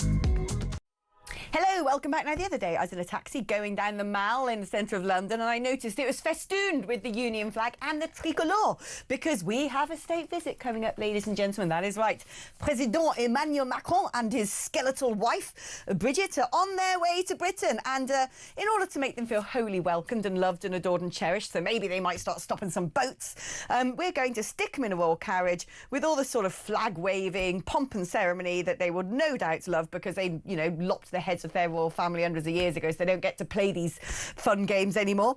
It's supposed to recreate the concord between France and the United Kingdom. Let's speak now to Charlotte Griffiths, royal commentator and editor-at-large of The Mail on Sunday. A state visit, eh, Charlotte? I do quite like them. It would be so fancy. They're pulling out all the stops for Macron. And it's going to take 3 days. And I have to say, I am wondering how many migrants will come over in those 3 days, and whether they will be presented with a tally at the end of the visit as to how many boats they haven't stopped coming over.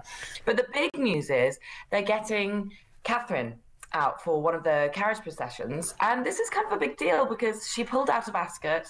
We've all been a little bit worried about her. She did make an appearance last week, but the fact that they're announcing she's definitely going to be in a carriage means they must be feeling very confident about her health, because when she pulled out of Ascot, it was kind of embarrassing for them because they'd written her name on the carriage order of procession, and then she didn't turn up, and so everyone went into a state of hysteria. But what they're doing now is definitely announcing she's going to be there. So if she pulls out or has a bad day, which she's very entitled to do because she's recovering from cancer, it will be another great big fuss. So they must be very, very serious about this state visit, and they really obviously want Catherine to be there to have made this big announcement. Yeah, maybe she'll have a go at Macron, because it was in France, wasn't it, that they published all the topless photos of her back in the day a few years ago. Yeah. Maybe they should go down the royal family tree and go all the way back to Mary I and suddenly go, oh, yeah, we used to run Calais. We're going to seize that back, and that's the way we're going to stop the boats. That would be a good idea. But the royal family plays such an important part when it comes to the pomp and ceremony, impressing world leaders, them feeling part of this incredible jamboree and part of our British heritage. Of course, so many countries like France that became republics and got rid of the opportunity to do all of this stuff. So what else is in store for that royal visit? The royal visit, state visit? Well, they're going to have 2 garden tours. And, you know, from King Charles, when you have a tour of the garden, it's the greatest honour he could possibly bestow because he's obsessed with his garden. So there's going to be 1 garden tour in Windsor and another one in, I think around somewhere in London. And what else? There's going to be a state banquet. We don't yet know whether Catherine's going to be there for the state banquet. They're going to go to number 10 and obviously meet Keir Starmer and have a lunch there. I think the wider royal family will be at the state banquet, so you might get a sort of Princess Eugenie or a Princess Beatrice. They're going to go in the carriage. It's a really big 3-day extravaganza. There's going to be a guard of honour. Oh, they're going to go and visit a horse that Macron gave to the late Queen. So they're going to go and have a little visit with him. Camilla's going to be very much on parade. Camilla and Bridget apparently get on really well and have this shared love of literature. And let's face it, similar hairstyles. I was literally going to say that. They do quite basically have the same coiffure, don't they? Let's talk now about Meghan Markle really briefly. We're going to play a clip and I want your reaction to it. Well, there you go. If you were just listening to that music, apparently it's just Meghan putting stuff on a plate very quickly. I mean, it's just ridiculous, isn't it, Charlotte? Well, do you know one thing that really drives me mad about that clip? So, you know when you go to the supermarket and you buy some pre-sliced chorizo, but it comes in those little rectangular packets. Yeah. So when you take the chorizo or the ham out, it's still in a sort of rectangular shape, even though they're supposed to be round discs. Yeah. She's just done that, so you can actually see they're still in the shape of a rectangle. Charlotte, so we've actually run out of time, I'm afraid, but there you go. Meghan Markle looking like a prat as ever, just like her brand. I'm back after this.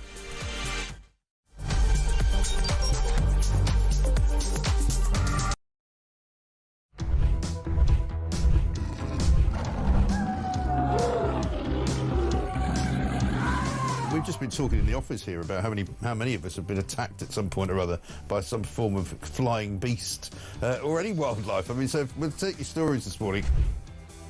Hello, this story is concerning wildlife. It's concerning a rhino. A rhino? Right? Yeah, okay. rhino. I used to live in Kenya when I was about 5 or 6 years old. Okay. And we were in this wildlife park in a grey Morris Minor. This rhino started chasing us. There's me and my sister in the back seat. Right. It was like something out of Jurassic Park. Yeah. We were turning around saying, "Believe it, Dad. Just put your foot down, Dad. We're in a field. Put your foot down." This rhino was chasing us. One from Mark here in Derby. Went on holiday for our first romantic holiday to Tunisia years ago. Decided to take my girl into a petting zoo. I got a bag of food to feed the animals. A giant goat then went for me, putting its front legs over my shoulders and proceeding to headbutt me over a fence into one of the pens, covering me in the food and making my nose bleed. I got out of the pen, then the goat and all his mates attacked me again, sending me running and screaming like a girl out of the zoo, with my girlfriend rolling with laughter on the floor. A tarantula climbed up the bottom of the bed on the sheet. Yeah. And it walked all the way up. It's eyeball to eyeball. Wow. And I thought to myself, what am I going to do when it climbs over my face? But then a miracle happened. It raised its 2 front legs and waved them around. And then it turned around and walked down the side of the sheet. Boris Johnson been attacked by an ostrich. The former PM was enjoying a safari trip with his family when the bird leaned into his car and went oi oi and pecked his hand. In footage shared online, he quickly jerked from the ostrich. Don't dirty minds away from the ostrich, and shouted, "Oh, Christ, get hell," before driving off. And so I just set it out there. Have you been attacked by an animal? When I was about 7, says Trevor Jenkins, on holiday in Spain in the 70s, a monkey pulled my long hair. It was long because it was the 70s. I was in floods of tears. And as the family car drove out the car park, an elephant ripped off the car mirror. We got the message. Spanish animals aren't to be trusted. Jeremy, Brittany here from the United States. I was spurred by a rooster in my right foot a few years ago. Spurred? How do you get spurred by a rooster? One here from Dan in Hampshire. Morning, Mike. Is an Aussie that has been dive bombed by our version of the magpie. Across the UK, on DAB+, on your smart speaker, on your smart TV, and on your side. This is Talk.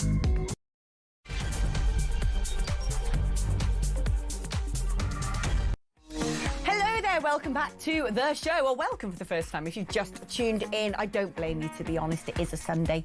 You deserve to have that little bit of a lie-in if you're one of those people whose alarm goes off at 6 a.m. during the week. My alarm went off at 4 a.m. this morning, and believe me, that's why I need my bins on today. I was at Silverstone yesterday having a whale of a time. I got to go in the McLaren garage. It was so cool. I mean, I've always loved Formula One, and I sat there for years watching Formula One and seeing all these like wags in their big posh designer sunglasses walking around the garage, you know, putting on the headphones, and I'm like, you don't know anything about the sport, and yet you get to go there. That is so unfair. Well, I got to be one of those women yesterday.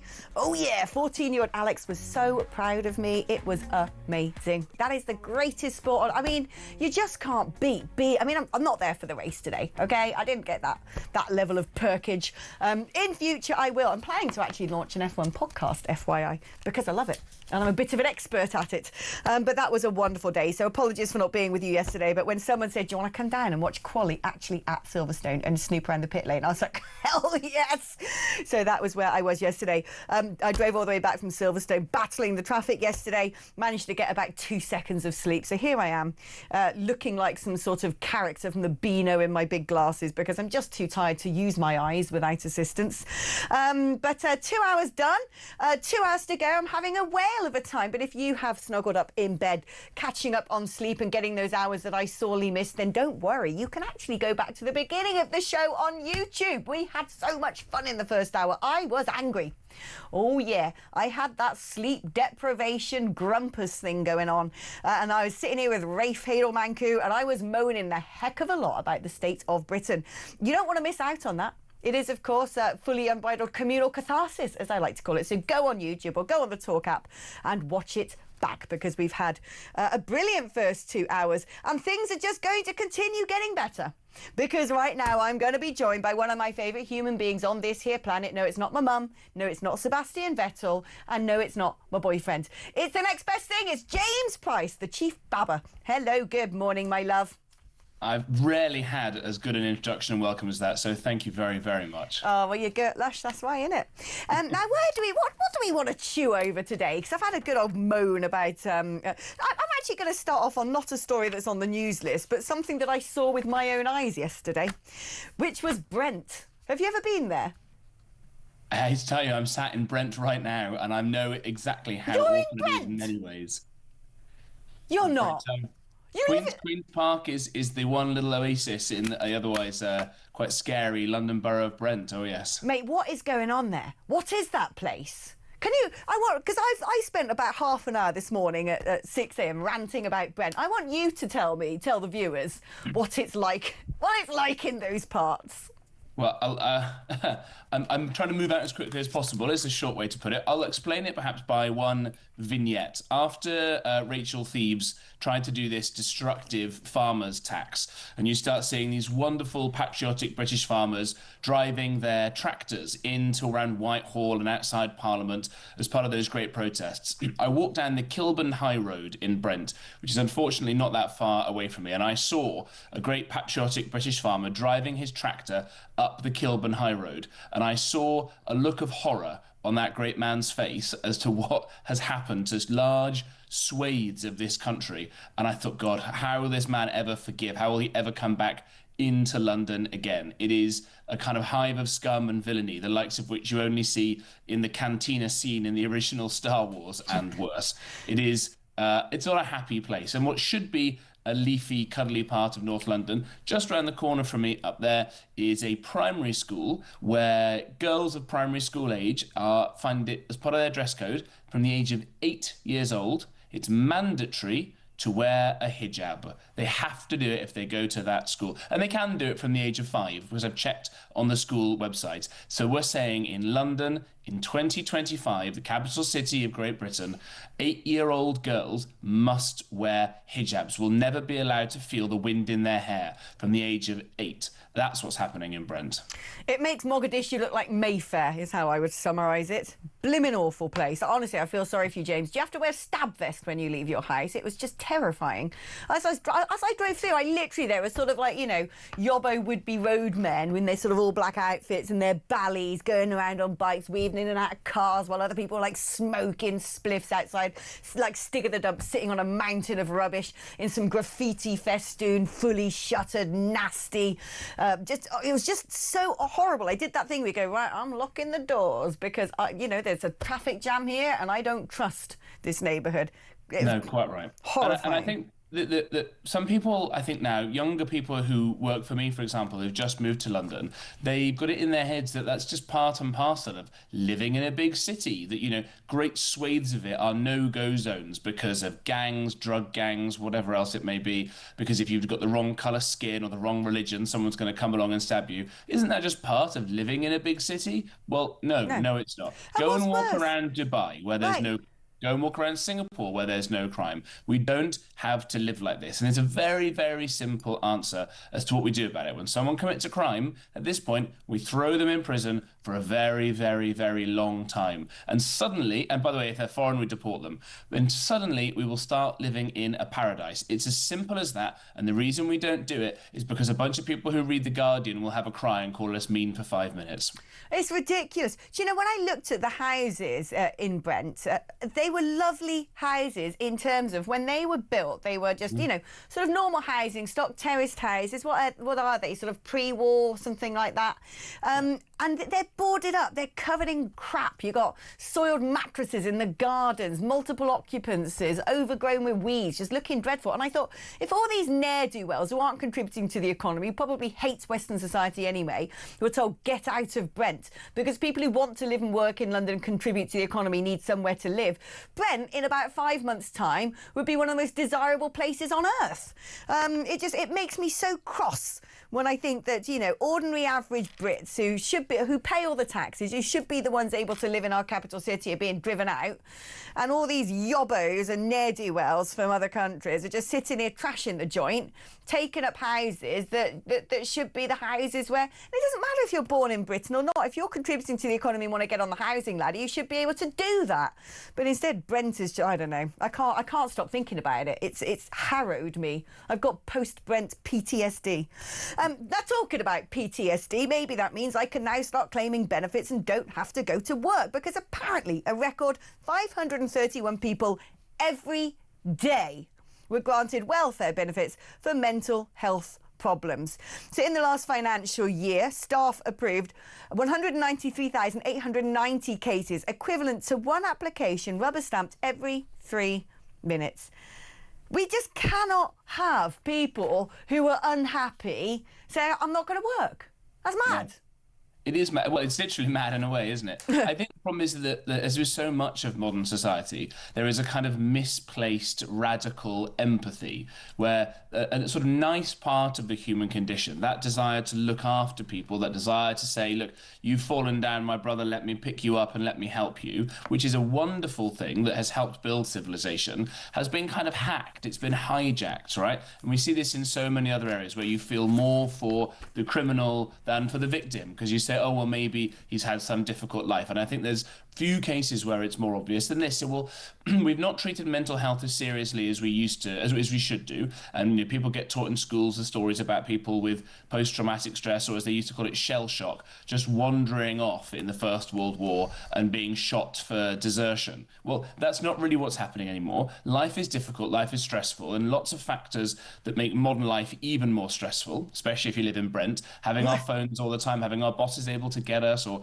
whatever else it may be, coupled with the fact that we've now got this radical over-empathy that says, oh, your mental health is bad, well, then you must not work. We must look after you. We must take away from your neighbour to give to you. But let me tell you, it's not kindness to pay somebody just to sit at home and moulder and fester away. The best thing you can do to a human being is to give them the dignity of work and to give them a reason to get out of bed in the morning. Did you know, Alex, that in the Blitz, when we started getting hit by the Nazis and everything went all tits up, people started checking themselves out of mental asylums, and they started driving ambulances and putting out fires because they had a kind of driving MO to them again to go out there and do some service rather than just sitting away. And that we're doing the complete opposite of that, and we're seeing a society going mad as a result. Oh, people sitting there banging on about mental health and making themselves go mental. All these people scouring online for what acronym they have. Oh, I got ADHD, or maybe it's, you know, BTP or LSD, or I don't know what it is. You know, it's just, you don't. You're just a bit unhappy. The world's rubbish. Yes, it's hard work. Getting up with the alarm ain't always nice. But you know what? That's just life. And I just think, you know, all this self-diagnosis people are doing, you know, take this quiz to find out if you're like batty. No. How about you don't? How about you preoccupy yourselves doing something constructive instead? That's not to say people who have genuine mental health conditions, or that we shouldn't be compassionate towards people who are bereaved, etc. But we can't have every 3 seconds someone being signed off for going tonto. I mean, that's just not going to get us anywhere in life. Now, talking about things that make people go tonto, Angela Rayner. What is this? This workers' rights bill, I mean, this has got to be one of the worst bills in history. Not only is it going to make nobody ever want to employ anybody ever again, which is going to completely total the economy, this idea of censoring workplace banter is ghoulish. It's horrid. Absolutely right. And I think that the Conservative Party have got a great little campaign calling it the banter ban, haven't they? Where if you go to the pub with your mates and you say something that anybody anywhere could construe as mean or offensive, you get kicked out. And so the Great British Pub is something that Angela Rayner has got squarely in her sights, as well as all of this. I think that there's a couple of things here. You and I have talked before about the importance of free speech. And those of us on the right understand that, because the left have go on and on and on and say all this stupid twaddle all day long, and we get used to it. They rarely have to do it because they live in such little bubbles, maybe not in Brent, where they don't have to listen to any of this stuff. The other problem, of course, is that these morons have never worked for a private business before. They don't understand what it is to have to worry about a bottom line when you have to employ somebody. When you employ somebody, everybody at home who's ever done that will know that you take on all of their problems, all their family's problems. Are their kids doing well? Is that what's making them do better or worse in their own work and things like that? And that kind of capitalist nature of how businesses work is human, and it's creative, and it's moral, and it's dynamic, and it's frankly what has built absolutely everything good about our civilization in the last couple of hundred years. But they don't care about any of this stuff. There's a great parable that might be useful for people of Chesterton's fence. And this is the idea that if you walk along in a field somewhere and you see that a fence is up, you should probably work out why that fence was put up in the first place before you decide to take it down. But unfortunately, what Labour have done is come in and go, no, we know better than everybody about everything, tear it all down, it doesn't matter, and they're starting to find out why those fences were put up in the first place. It's just, the problem is light relief is comedy, right? When people used to be able to joke about certain things, even if it was politically incorrect, it's sort of, it's like having a little spigot and opening and letting a bit of steam out. That's what, I constantly bang on that this show is communal catharsis. That is the whole point of catharsis. The Greek word, when they used to have these plays about murder and villainy and comedy and all the rest of it. So people get together, have a good laugh, and it actually stops people hating each other, resenting each other, feeling bitter, feeling depressed, feeling disengaged in their country and their community. And the Labour Party seem to think that the way to help everything is to make people more mentally ill by preventing anyone from having a blimmin' laugh. Now, this is, I'm sorry, but this is rich coming from the Tories, this next story. They've turned around and said foreigners should be barred from claiming key disability benefits to reduce the cost of Britain's welfare bill. Well, you had 14 years to implement exactly that policy, didn't you? But they didn't. Well, I think that what we've discovered is that whatever shade of party is in, they're not really the people actually running key government departments anymore, frankly, not running much of the government at all. The welfare bill is absolutely ridiculous, absolutely enormous. Thank God I never had to work in that department because it looks like a complete basket case. We're talking, I think it's about £150 billion a year on all these different kinds of welfare, this, that and the other. And there will be, unfortunately, some kind of ECHR ruling that says, no, you must give loads of taxpayers' money by statute to disabled foreigners, and disabled will be probably self-identified and all the rest of it. So it will be at the moment the fact that the law says you have to do it, and that there haven't been enough people in Parliament, whether in the Conservatives or Labour or anywhere else, who say they're going to do the hard, boring work of unpicking all of that in order to stop this kind of madness. And so that's what needs to happen. Whichever party ends up winning has got to do the hard, serious work, as I say, to work out how you can unpick all of this stuff to stop the mad stuff. It's not enough just to go, oh, it's woke, we'll stop it on day one. You've got to do the hard graft as well.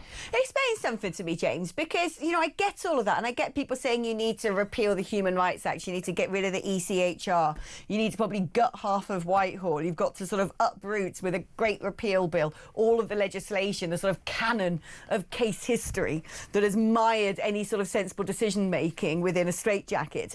And yet, during the pandemic, they somehow managed to scare up special powers to lock us indoors against our will.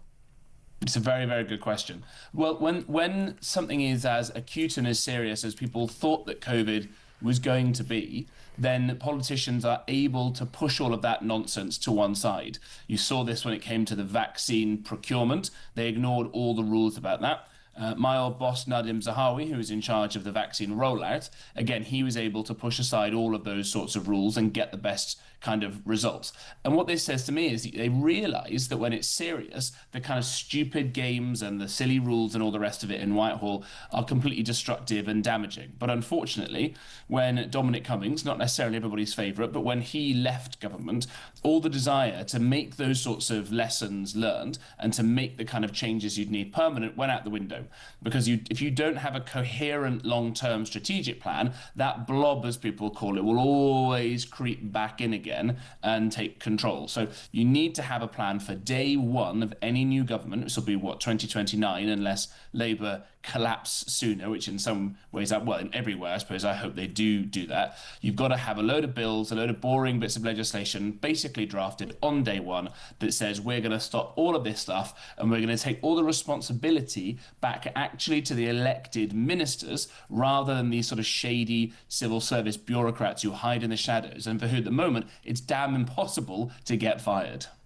Do you know what I think would solve the problem on day one, solve the problem right now? It's if all of a sudden we said, you know, that Houses of Parliament, yeah, subsidence is making it sort of sink into the River Thames. The upkeep bill is really big. We need to clear you all out for a while so we can sort of restore it to its former glory and make sure that it's preserved for future generations.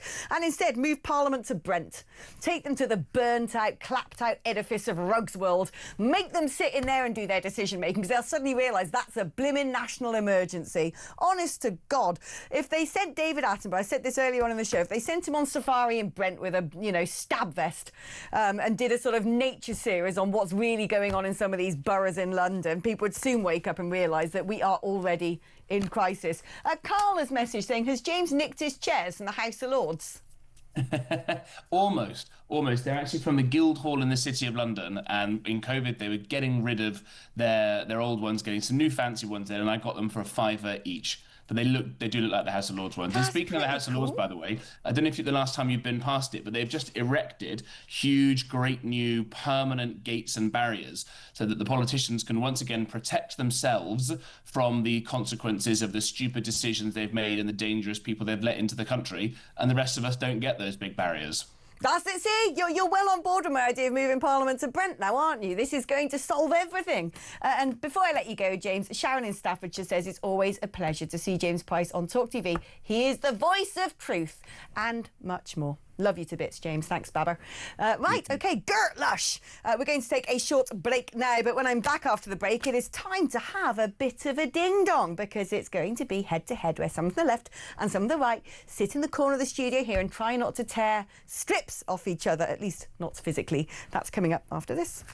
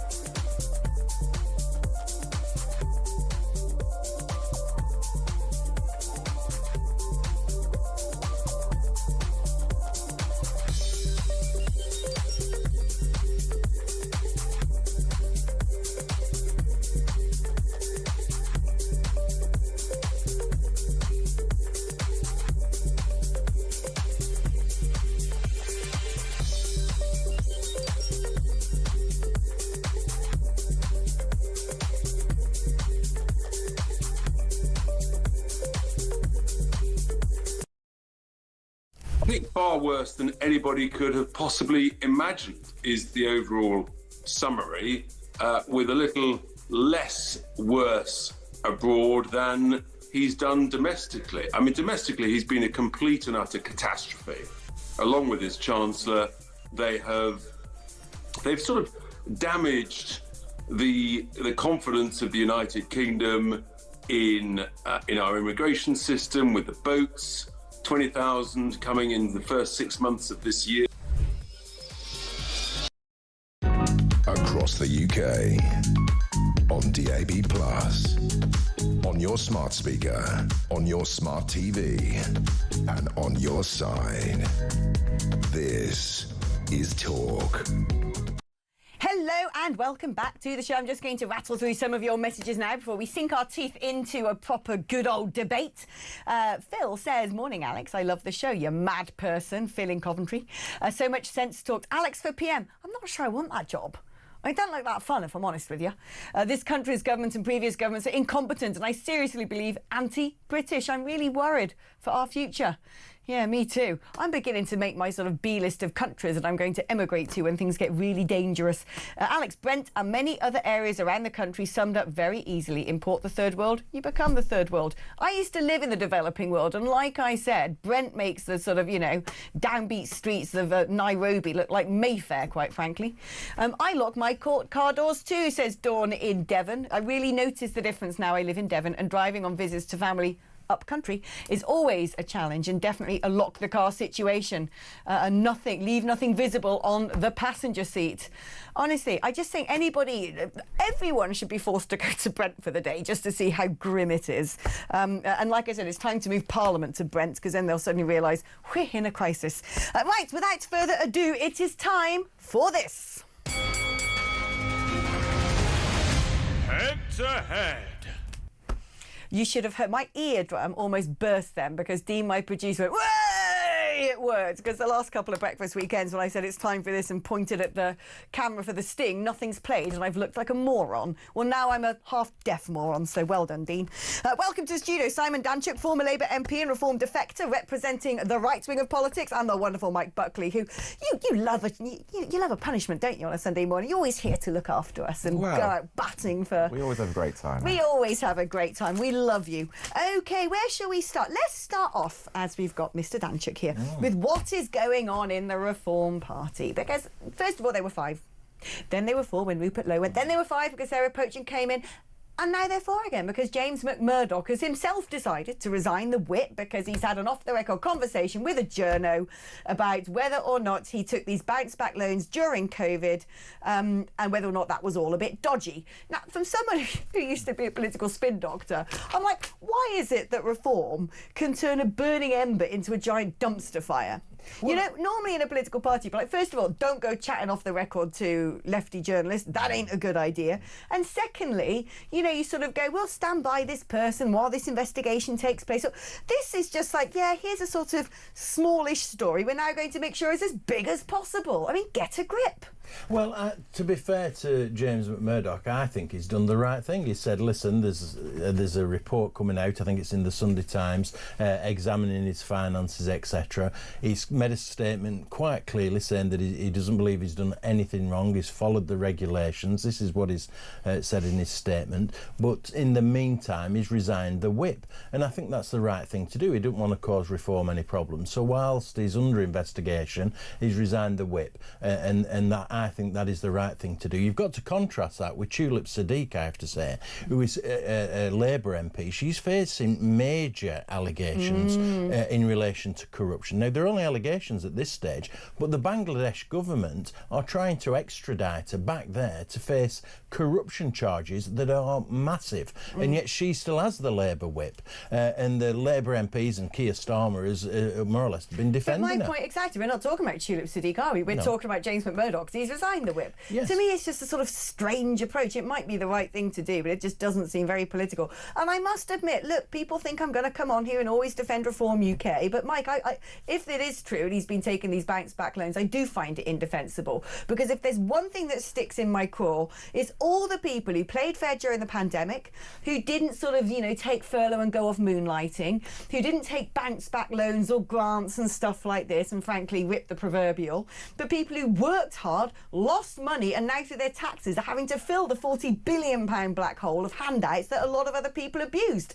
That offends me and upsets me more than anything. And so I do actually think I've met James, I like him a lot. I actually think he's a man of great character, and all credit to him. I actually do think he's an upstanding member of society. But if this is true and he's been, you know, taking the mick when it comes to these, I'm going to be very, very cross indeed.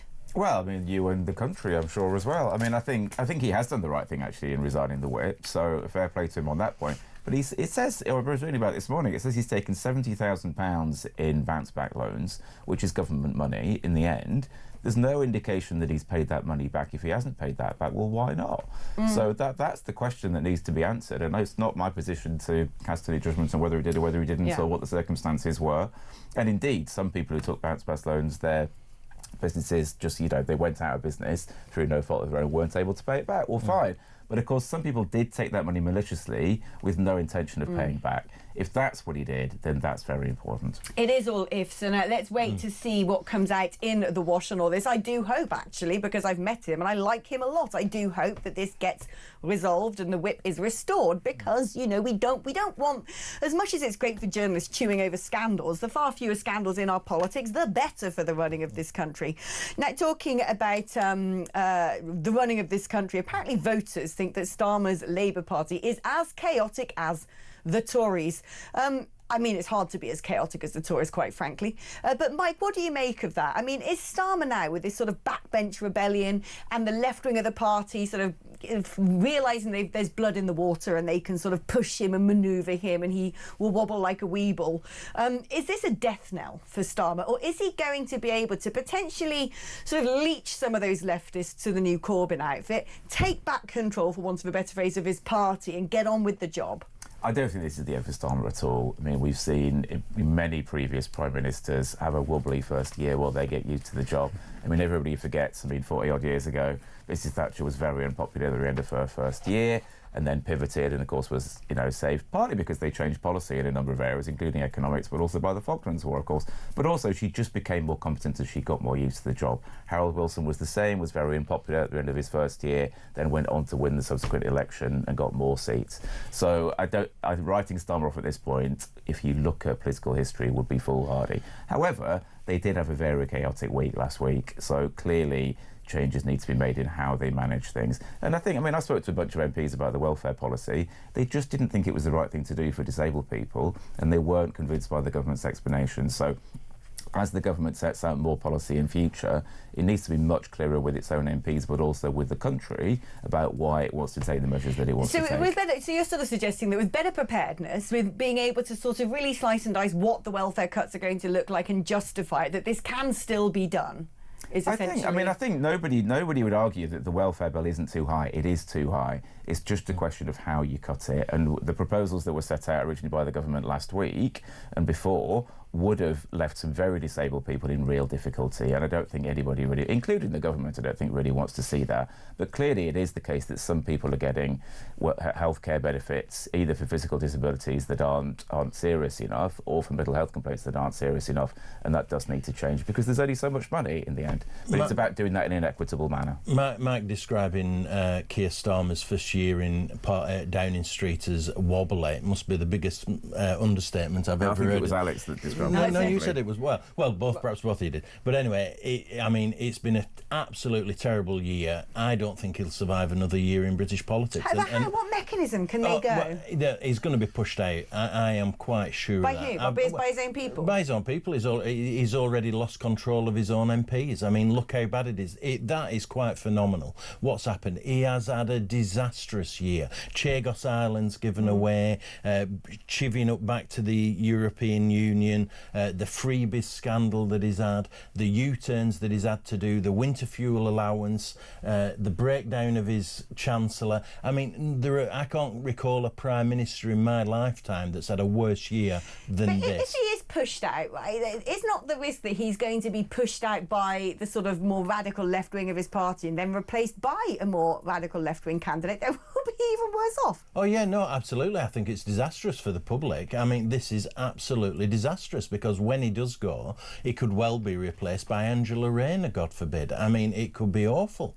We might get somebody like West Streeton, who I do think is a bit more mainstream, but more sensible politician. That's all we can hope for. But what we really need is a general election. We need a radical change. That's what the British public are crying out for. Can you guys explain to me, because you're a former Labour man, you're a Labour man, former Labour man, but how does it work in the Labour Party? Because we all know how it works in the Conservative Party. we were treated on a regular basis to Sir Graham Brady being wheeled out of the stationery cupboard to count some envelopes because the 1922 committee had been sending their little letters of votes of no confidence and rah, rah, rah, rah, rah.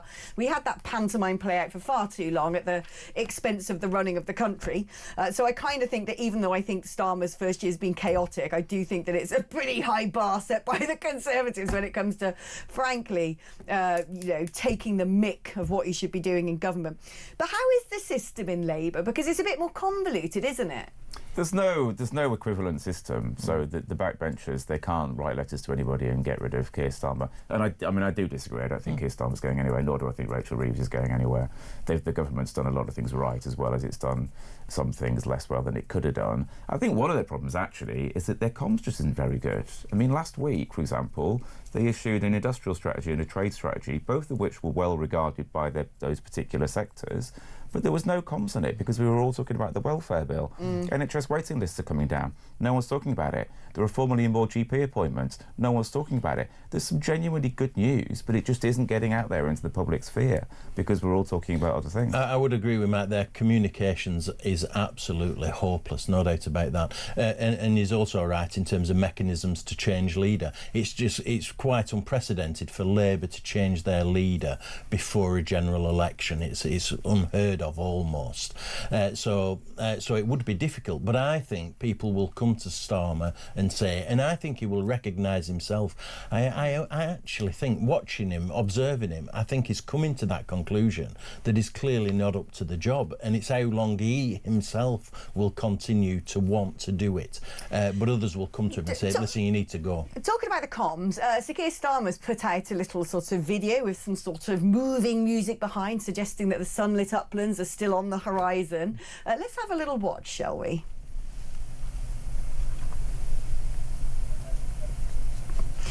Oh, 1 second, apparently. We're getting that clip out. We're digging it out of the archives. The wheels of the machine are so slowly grinding, and here it is.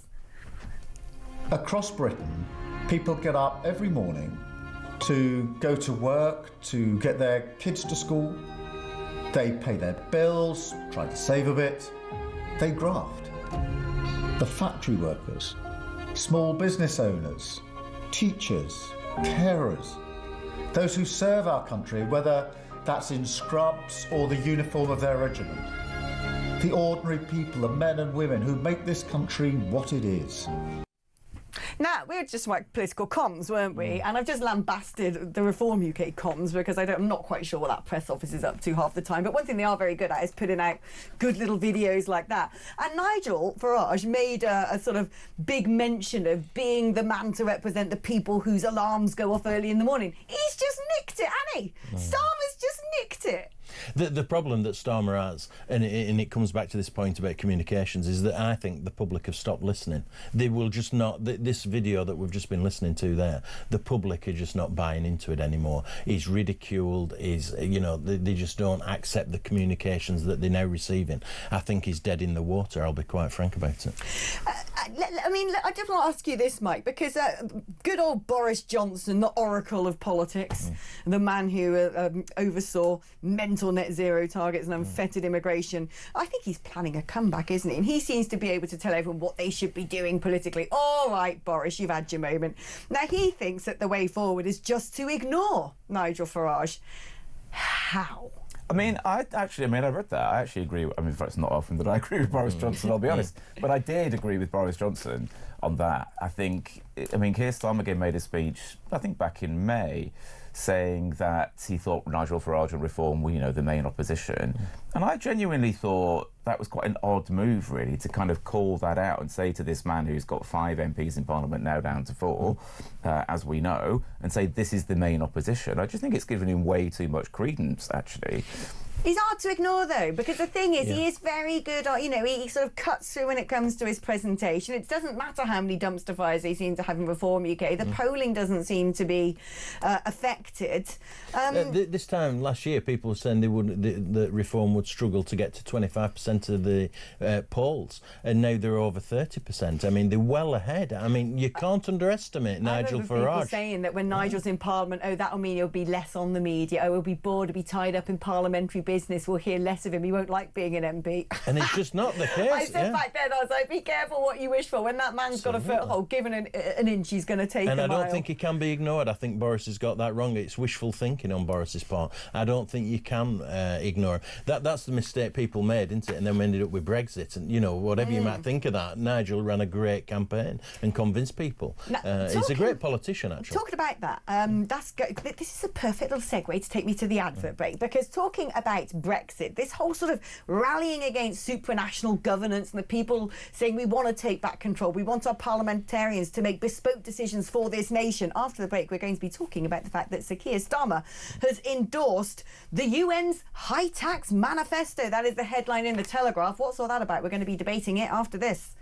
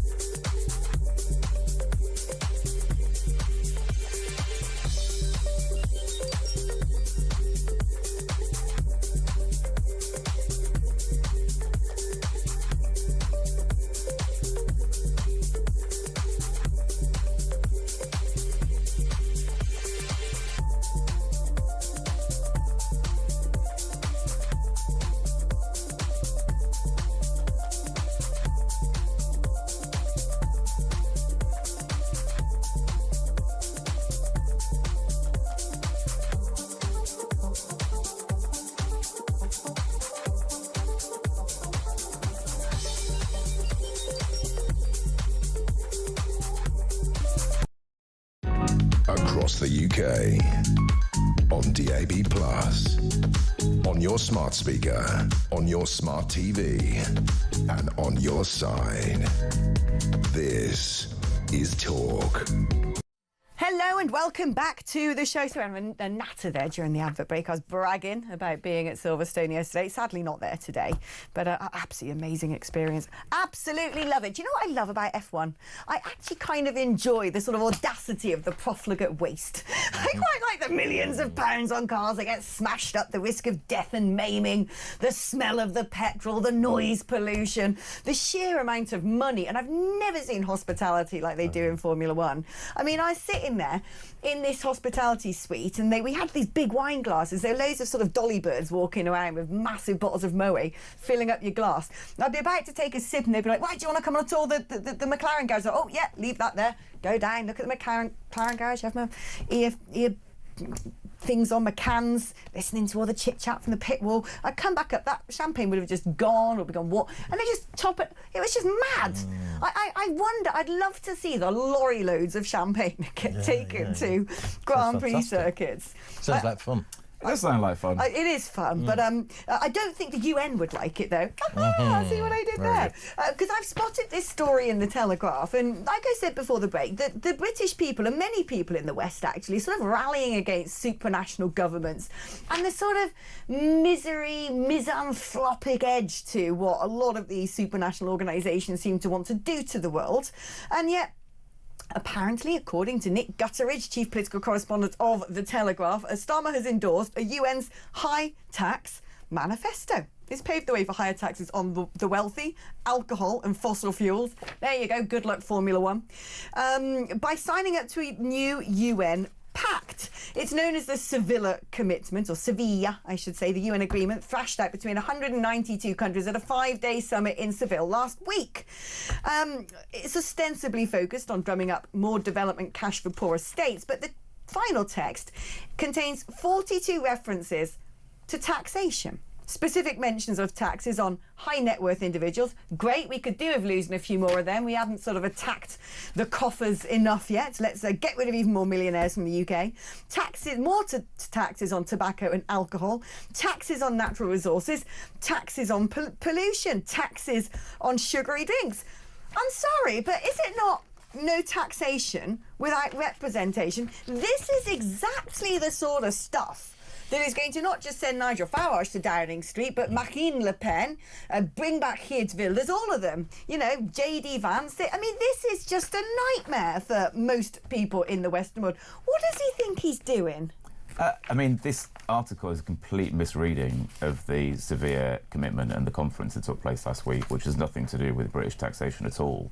And if you indeed read through the piece, the author does admit in the piece that the conference was actually about developing nations. But he says there are 42 references to all these taxes on stuff. But it doesn't commit us to anything. It commits the UK government to absolutely nothing at all. Rachel Reeves is running our tax policy. I mean, you can agree with what she's doing or not agree with what she's doing. Are you sure Lord Herm is going to think it doesn't commit us to anything? That is exactly the point. It even says in the piece it doesn't commit us to anything. But that's the problem. Like Chagos, we weren't committed to have to give them away, were we? This is a global commitment to 192 nations. There's nothing about the UK. This encapsulates the problem we've got with Keir Starmer as Prime Minister. He will endorse this manifesto at the United Nations, and then within months or years he'll be using it as an example as to why we can and can't do things. And that's exactly what happened with Chagos. He identifies some international issue that says we've got to sell the Chagos Islands, and just by coincidence it fits in with his worldview of decolonisation. And this is just similar stuff. And you're exactly right. The British public don't like it. They don't like Starmer being such a globalist, and he should take more care of what's going on in Britain and think less about these international treaties. When it comes to people saying, well, we don't have to do something just because the ECHR says, we don't have to do it just because the UN says so, what's the point in having them then? My view is, why are we paying so much money to be a member of these things if we should just ignore them anyway? Well, the ECHR is different. I mean, that does entail commitments. That actually does, correct. But this particular pact doesn't entail any commitments at all. So it's a set of aspirations. You know, for example, it's against tax avoidance. Well, we're all against tax avoidance. I mean, we were just talking about your Reform MP earlier on, you know, accused of corruption. And Tulip Siddiq as well. We're against that kind of thing. Well, she's been accused, but there's no evidence that she's actually done anything wrong. Well, there's as much evidence against her. The government in Bangladesh is trying to extradite her back to that country. She's facing charges there. Clearly, the Reform MP thinks there is credence to the accusation against him, which is why he's recused himself from his party. Tulip is saying, well, actually, I haven't done anything wrong. It's fine for her to say that, of course. And the legal, procedures will work themselves out. If she has done something wrong, then I'm sure there will be removed in the future. So I don't think there's anything to be worried about. But I think there's quite a contrast between the two cases. It's admirable that James McMurdoch has withdrawn himself from the whip, where Tulip Siddiq is being propped up by a Labour leader, and the Labour whips. Ministerial role. She was pushed out from the role by the. She was pushed out of it, wasn't she? She resigned the role, as I recall. I mean, it's sort of look, we don't know about the allegation. We don't know about the truth of the allegations in either case, do we? Both of them are pretty concerning. I mean, I suppose we've just got to see how they then are played out. I want to talk briefly before we go to the next break about there's been statistics printed today about the number of people claiming mental health benefits. Now, we spoke about the welfare bill, how it's way too big earlier. And I'm afraid this, to me, is just indicative of how much of a mess we're in. 531 people a day granted benefits for mental health problems. That actually amounts to, here it is, I've got a someone every certain, I can't find it, my eyes aren't moving that quickly. Every 3 minutes. Every 3 minutes someone's been signed off work for being unhappy or whatever.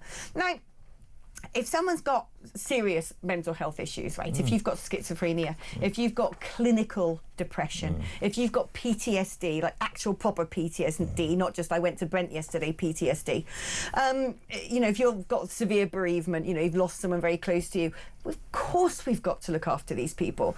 But you're telling me that every 3 minutes someone with an anxiety disorder or ADHD is being paid not to work?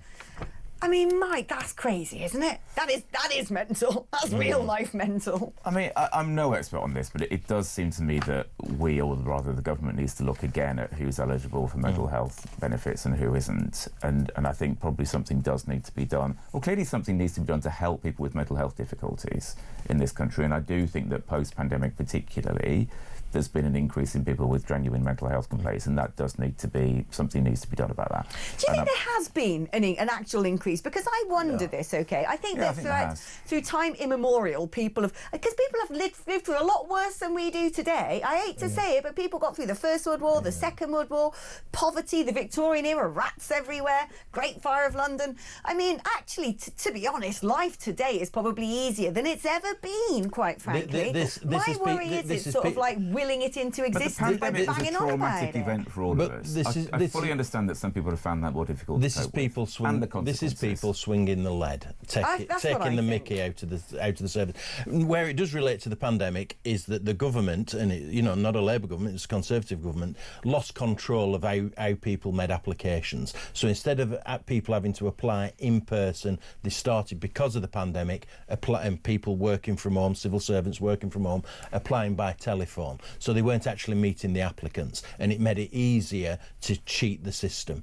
And that hasn't been reversed fully. There are people, aren't there, doing like TikTok videos and stuff on this is how you answer these questionnaires, because you're not having the face-to-face appointments. And not just that, we also know that there are actual gangs in places like Bulgaria and Albania and whatnot coming out of all these fake human beings to claim welfare. Absolutely. Millions and millions We of are pounds. being ripped off, there's no doubt about it, and that's the big issue in all of this. Yes, people suffer from mental health, and it's a shame because within those numbers there will be people genuinely needing help and assistance, but there are a lot of people making false claims, and that's what we need to get on top of. Guys, we're going to take a short break now for our own mental health. We need to have a little bit of repose, a little bit of R&R here in Talk Towers, but don't go anywhere because we're back with more common sense after this.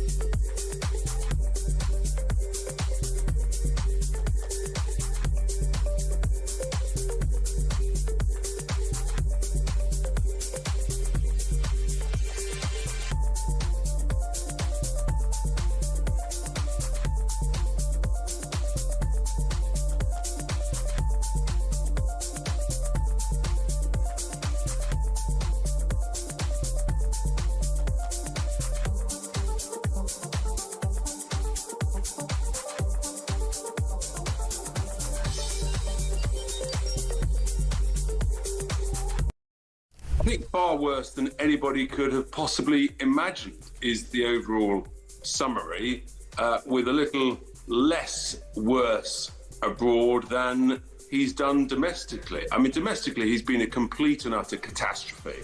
Along with his Chancellor, they've sort of damaged the confidence of the United Kingdom in our immigration system with the boats. 20,000 coming in the first 6 months of this year.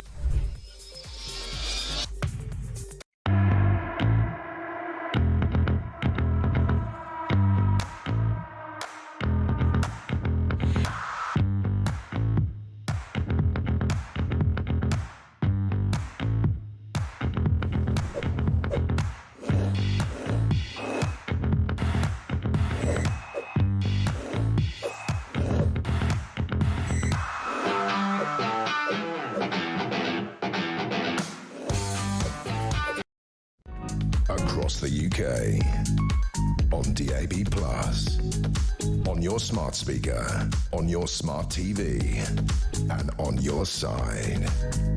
This is Talk. Hello and welcome back to the show. I am still joined by the wonderful Simon Danchuk and Mike Buckley, who are here. They got up at 6 in the morning for me. I love you guys more than you could ever know. Let's talk now about Starmer's decision to axe Rwanda migrant scheme has backfired spectacularly. That is according to The Sun. Now, there's been a lot of debate about would it have worked, did it work, was it a gimmick to scrap it? The point is, we didn't actually really do it, so we're never going to know. It's sort of like the debating speculation. My view on this, Mike, when it first came out, is I sort of said, look, I remember it was at a time when everything was going a bit tonto in the Conservative Party and there was Partygate, you know, murmuring in the background. And all of a sudden there was a headline of we're going to send people to Rwanda. And I was like, come on, that's a distraction. Because I said, look, all the leftist lawyers and the NGOs are just not going to let it happen. I just couldn't see a single plane taking off. That was my thought. And I thought it's going to cost millions of pounds of the taxpayer paying both, you know, the immigration lawyers' side of the bill and the government side of the bill to have this sort of, you know, pantomime where the scheme won't actually take off. And yet a lot of people now in hindsight are saying, but it was a brilliant deterrent and it could have worked. What do you reckon? I mean, your original view was that it was a complete waste of money, wasted hundreds of millions of pounds, which could have been much better spent here in the UK, and didn't go anywhere. I mean, the last government was absolutely horrific on asylum. I mean, it wasted hundreds of millions, as you know, on the Rwanda scheme, and it stopped processing claims. The reason there are so many people in hotels in this country is because the last government stopped processing asylum claims. So people arrive in the country, and they were just backing up and backing up and backing up in the system. The current government, to its great credit, is processing those claims. People who are genuine asylum seekers are moving on, taking jobs, becoming productive members of society. And actually, this government's doing a pretty good job of returning people to countries where they came from if they're not legitimate asylum seekers. So the system is working now. It's like bailing out a sort of overflowing barrel with a thimble, though, the level of deportations. It's sort of, you know, I'm glad they're deporting some people. There have been thousands of deportations, yeah, actually. But there's hundreds of thousands, Yvette Cooper is doing it. She is doing a good job on that. The problem we have with asylum seekers and people coming across on small boats is that everything's about the channel. We're trying to intervene at one stage in a very, very long supply chain. By the time people have got to the channel on the French side, they've come thousands of miles. They've shown real commitment to get to the UK. You know, they really want to come here, either because they've got family members here or because they believe this is the best country for them and their family in the future, or they speak English, for example. You know, everyone has a reason to want to come here, and just trying to intervene at that one place in this very long supply chain, it's always going to result in failure because people have already shown huge commitment to get to that point. I mean, this is one of the reasons why the aid spending is bad. We need to be intervening in countries where people are coming from to reduce conflict, reduce poverty, so they can stay there and live their lives there. That's a good point, because actually when it comes to the Rwanda plan, I know you're supportive of it, Simon, is actually it costs far less to actually put people up in Rwanda because of the difference in the amount stuff is in Eastern Africa compared to here, than sticking them in hotels in the UK. And if these people want a better life and want to work and want to go somewhere safe, then as someone who lived in East Africa, Rwanda is a very exciting country. Yes, it had a massive genocide in the 90s, but actually under Paul Kagame, some might say, oh, funny, you got 98% of the vote. But under Paul Kagame, the fact of the matter is that is now a stable country. It's got a booming economy. It wants to become the jewel in the crown of East Africa. It wants young people to come and contribute to building Rwanda into this futuristic African city. I think that is brilliant. You know, someone who's lived in Africa, guess what? People aren't up trees with flies in their eyes and in mud huts. You go to somewhere like Nairobi, it's a shining metropolis that actually in some respects is better than London.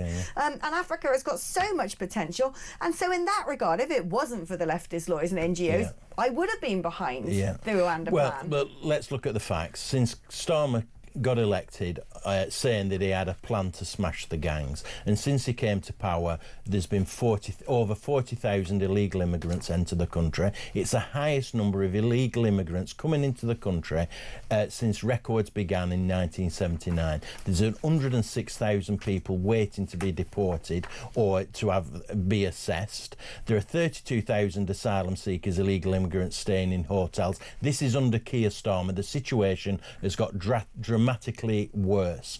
And if you look at the figures that the Labour government put out recently to try and ensure that the weather was impacting the number of illegal immigrants coming here, those figures also prove that the Rwanda plan was a deterrent. Because if you look at the statistics, every time the Rwanda plan became an issue, became a big news story issue, illegal immigrants stopped coming to the country. They actually started going to Ireland, if you recall, and that showed that it was a deterrent, because the Rwanda plan wasn't about sending all the illegal immigrants to Rwanda, which I think would have been it's a deterrent. It stops more people coming here. I've got a question for you, because you're the half Rwandan, isn't she? Yeah. And do you know what I really found during this whole Rwanda debate?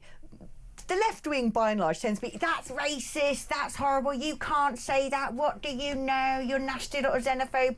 And I thought that the way they spoke about Rwanda like it was some hellhole itself was racist. These are people who've not set foot in that country and have no idea, actually, the promise and the progress of somewhere like Rwanda. And like I said, I would far sooner live in Kigali than I would in Brent. Yeah, no, absolutely. And so it's a really smart, sophisticated country. It's far safer to live in Kigali than it is to live in London. There's no doubt about that. It's a very safe country. But the reason it was a deterrent, people say, oh, well, how is it a deterrent then? Because you've got to work in Rwanda. You can't come here, and we were talking about benefits earlier. That's the magnet. It's the welfare state. They've got this really cool thing called Umaganda as well, where is it the last Saturday of every month, the last Sunday of every month? You go out and clean the streets. You go out and clean streets, whether you're a resident there, whether you're a visiting businessman, whether you're off to spot gorillas in the jungle. Everyone's got to roll their sleeves up, pick up litter, mow the grass verges, scrub down graffiti and make the place look spick and span. The place is immaculate, and I go there on a regular basis. It was a great deterrent. Sunak should have implemented it. They should have returned some people there, and it would have deterred others from coming to Britain. It would have been a great deterrent. And now the irony is you have Starmer scrambling around Europe, Eastern Europe, begging countries to try and implement something similar to the Rwanda plan. How ironic is that? And in the meantime, loads more illegal immigrants coming into the country. Mike, very quickly. Well, firstly, it's not illegal to come to the UK to seek asylum. It's always worth pointing out that point. So calling them illegal immigrants is just inaccurate, unless they're not actually asylum seekers. You're part of the problem, Mike, I have to say. I'm not part of the problem. I'm just telling you what the law says. The Rwanda plan was a huge waste of money, hundreds of millions of pounds. There was no evidence it was going to work. I don't know if there's actually any evidence, such as you say. I've not seen that anywhere. Anyway, I mean, asylum is a big issue, but it's a European-wide issue. It's a global issue. You can't fix it by having news stories in the press about Rwanda. Thank you so much for being here and joining me. It's been wonderful having you debate all of these things, Mike, and I've got Simon.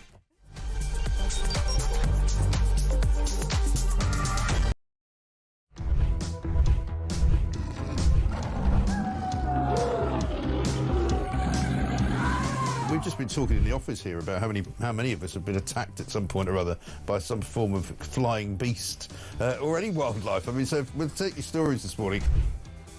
Hello, this story is concerning wildlife. It's concerning a rhino. A rhino? Blimey. Right? Yeah, a rhino. I used to live in Kenya when I was about 5 or 6 years old. Okay. And we were in this wildlife park in a grey Morris Minor. This rhino started chasing us. There's me and my sister in the back seat. Right. It was like something out of Jurassic Park. We were turning around saying, "Believe it, Dad. Just put your foot down, Dad. We're in a field." Put your foot down. This rhino was chasing us. One from Mark here in Derby. Went on holiday for our first romantic holiday to Tunisia years ago. Decided to take my girl into a petting zoo. I got a bag of food to feed the animals. A giant goat then went for me, putting its front legs over my shoulders and proceeding to headbutt me over a fence into one of the pens, covering me in the food and making my nose bleed. I got out of the pen, then the goat and all his mates attacked me again, sending me running and screaming like a girl out of the zoo, with my girlfriend rolling with laughter on the floor.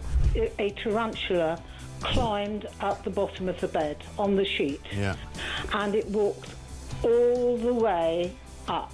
It's eyeball to eyeball. Wow. And I thought to myself, what am I going to do when it climbs over my face? But then a miracle happened. It raised its 2 front legs and waved them around. And then it turned around and walked down the side of the sheet. Boris Johnson been attacked by an ostrich. The former PM was enjoying a safari trip with his family when the bird leaned into his car and went oi oi and pecked his hand.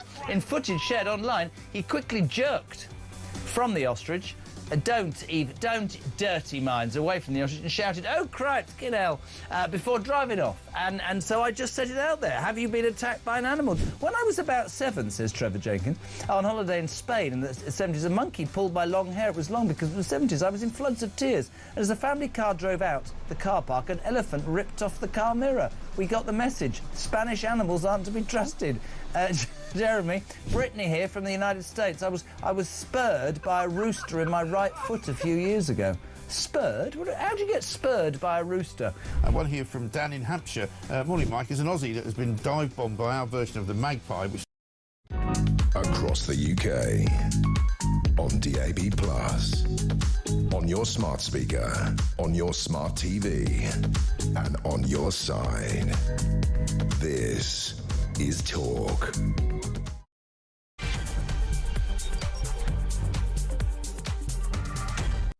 Hello and welcome back to the show, and apologies. I had a senior moment, didn't I? Just before the break, I was like, thank you to Mike and literally, I can't. Sometimes this happens in live radio. A word just disappears, or someone's name disappears. I've known Simon Danchuk for years. I've got his number in my phone, for crying out loud.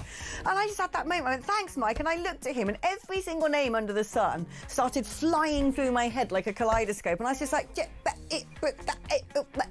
I'll tell you why. I'll tell you what went wrong.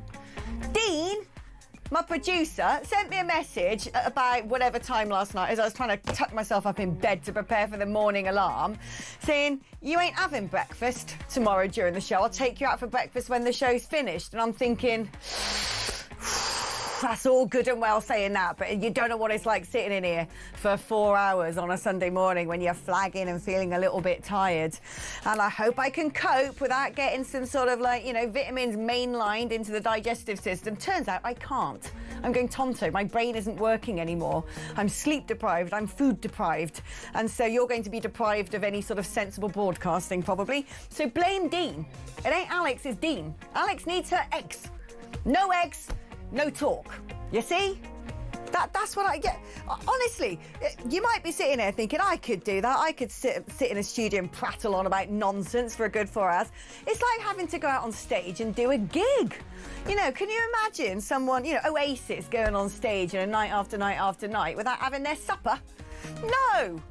I mean, I'll tell you what I need, and that's a blimmin' Bloody Mary. That'd do me the world of good this morning. Anyway, do you know, I'm not making this mistake again. Next week, Aidan Dean, we're getting back on the full Englishes, all right? Do you understand? Good. Thank you. Right, so apologies that I couldn't say the name Simon earlier, but I'm falling apart. Thankfully, though, I've got the perfect prop to help me through the next segment of the show in the form of former Conservative MP for Shipley, Sir Philip Davis. We welcome him aboard HMS Common Catharsis right now. Good morning to you, Sir Philip. It's lovely to see you. Lovely to see you too, Alex. I hope you enjoy your breakfast when it finally comes. I cannot wait. I'm about to start eating newspapers in a minute and sort of, like, I don't know, munching on my mobile phone. I'm getting, you know, this mouse mat looks quite tasty. But anyway, thankfully you're here to help me get through at least the next 15 minutes. Let's talk politics, shall we? Now, the Tories seem to have suddenly come up with a brilliant idea, which is that we should prevent foreign people from claiming disability benefits. Well, that's all good and well, but why didn't they do this for the 14 years that they were in power? You were there. Yeah, well, there's lots of things that they didn't do that I would have liked them to have done when we were in government. Yeah, I mean, look, I think that denying people access to benefits generally would be a good thing for people who come into the country. I don't really think we want to have people coming into the country in order to claim benefits. And the people we want to come into the country are people who can offer something for the country. I'm a bit sceptical about the idea of simply limiting it to disability benefits. I'm not entirely sure that you can discriminate on that particular basis. I'd be doubtful about the legality of doing that. But I think denying people who come into the country access to benefits full stop for a certain period of time is certainly something that I think should be done, and I'm pretty sure will be pretty popular with the public. I mean, what doesn't make sense to me is, as someone who's lived in other countries of the world, if you lose your job or you want this, you just don't get it. You know, benefits and welfare are normally the preserve of the citizen, not somebody who's arrived yesterday. And we've already got a massive welfare bill with, you know, someone every 3 minutes being signed off for being unhappy. And it just doesn't make sense to me that anyone can come into this country. I mean, normally you'd have to work and contribute for a significant number of years before you have access to this sort of privilege. Yeah, well, I mean, you might think that. That hasn't actually been the basis upon our benefit systems worked on, really, since its foundation. I mean, in many countries around the world, you have to have paid in for a certain number of years before you're entitled to take anything out. And by the way, that applies to their own citizens as well as people coming into the country. Our benefit system, largely, there are some contributory parts of it, but largely it hasn't worked on that basis. It's worked on the basis that if you need support, you'll get it, whether you've paid anything in or not. And so I guess, Alex, there's a more fundamental question about what kind of benefit system that do we want as a country, and would we like to go to a model which many other countries have, which is that everybody, whether you're British or foreign, everybody has to have contributed something in before you're entitled to take something out. But that would be a departure from the way our benefit system has tended to work. Let's talk now about what is going on in reform, because, you know, they started off with 5 MPs, Rupert Lowe gone, then Sarah Poachin got elected in, and now they're back down to 4 again because James McMurdoch has asked for the whip to be removed himself, so he says, because there's been a newspaper report that I think is going to be coming out shortly about whether or not he rightfully claimed bounce-back loans for 2 companies during the pandemic. Very strange, this, to me, because my impression is that in other political parties, if there's an investigation into the propriety of somebody's behaviour and this person says, absolutely, I'm clean, there's nothing going on here, you don't just remove the whip. You sort of give them the benefit of the doubt. And I'm sort of wondering, why is it they seem to turn a little burning ember of a sort of still-lit cigarette into a dumpster fire so easily?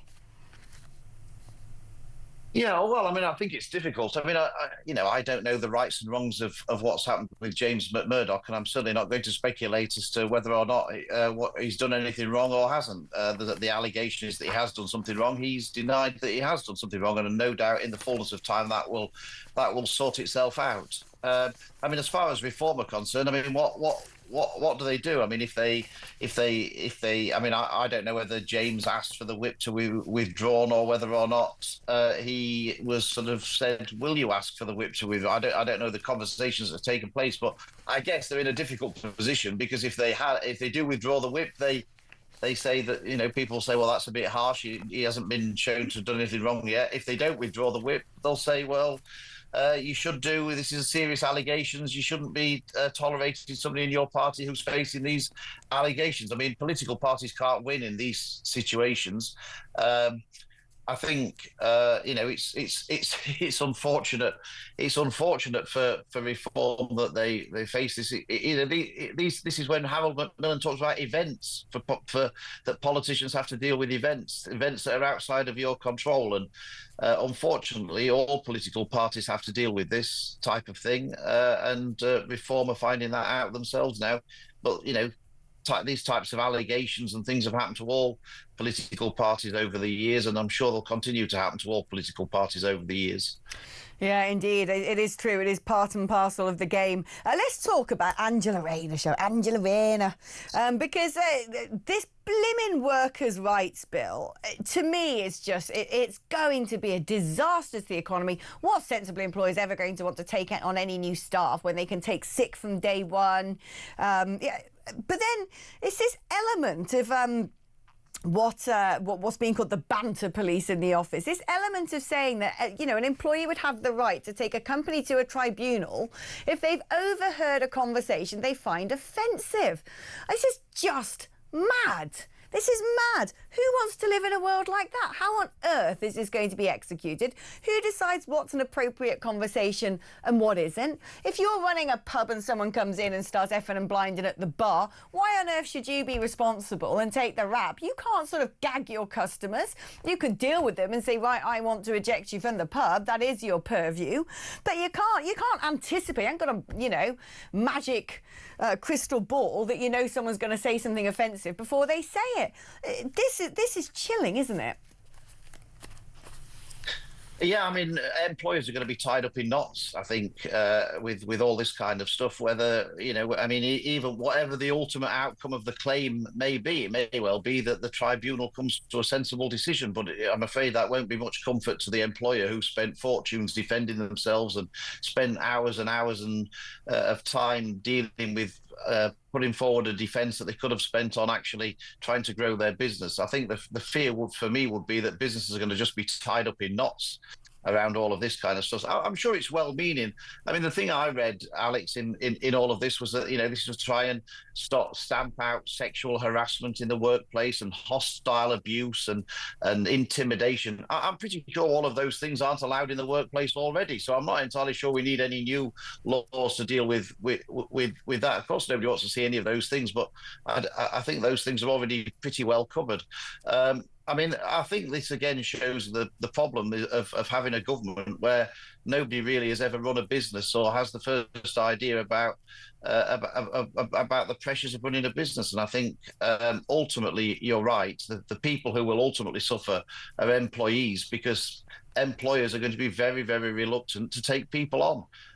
Not only is it the cost of it, with all of the national insurance contribution increases that we've seen in recent, that's bad enough. That's having a negative effect on encouraging people to take on staff. But this could well be the final nail in the coffin for many people deciding whether or not to employ somebody. And I think, you know, it's going to be catastrophic, I think. It's a final nail in the coffin for sanity in this country as well, because, you know, at an early age, you're taught sticks and stones can break your bones, but words must never hurt you. If you're now legislating against, you know, taking offence at conversations or being upset by something someone said, to me, it's just sort of adding to the mental health burden, because people think that they have, you know, it's almost like saying, so for instance, I got dermatitis. If someone says, are you itchy, and gives me that suggestion, I'm probably going to start wanting to scratch like Baloo on a cactus.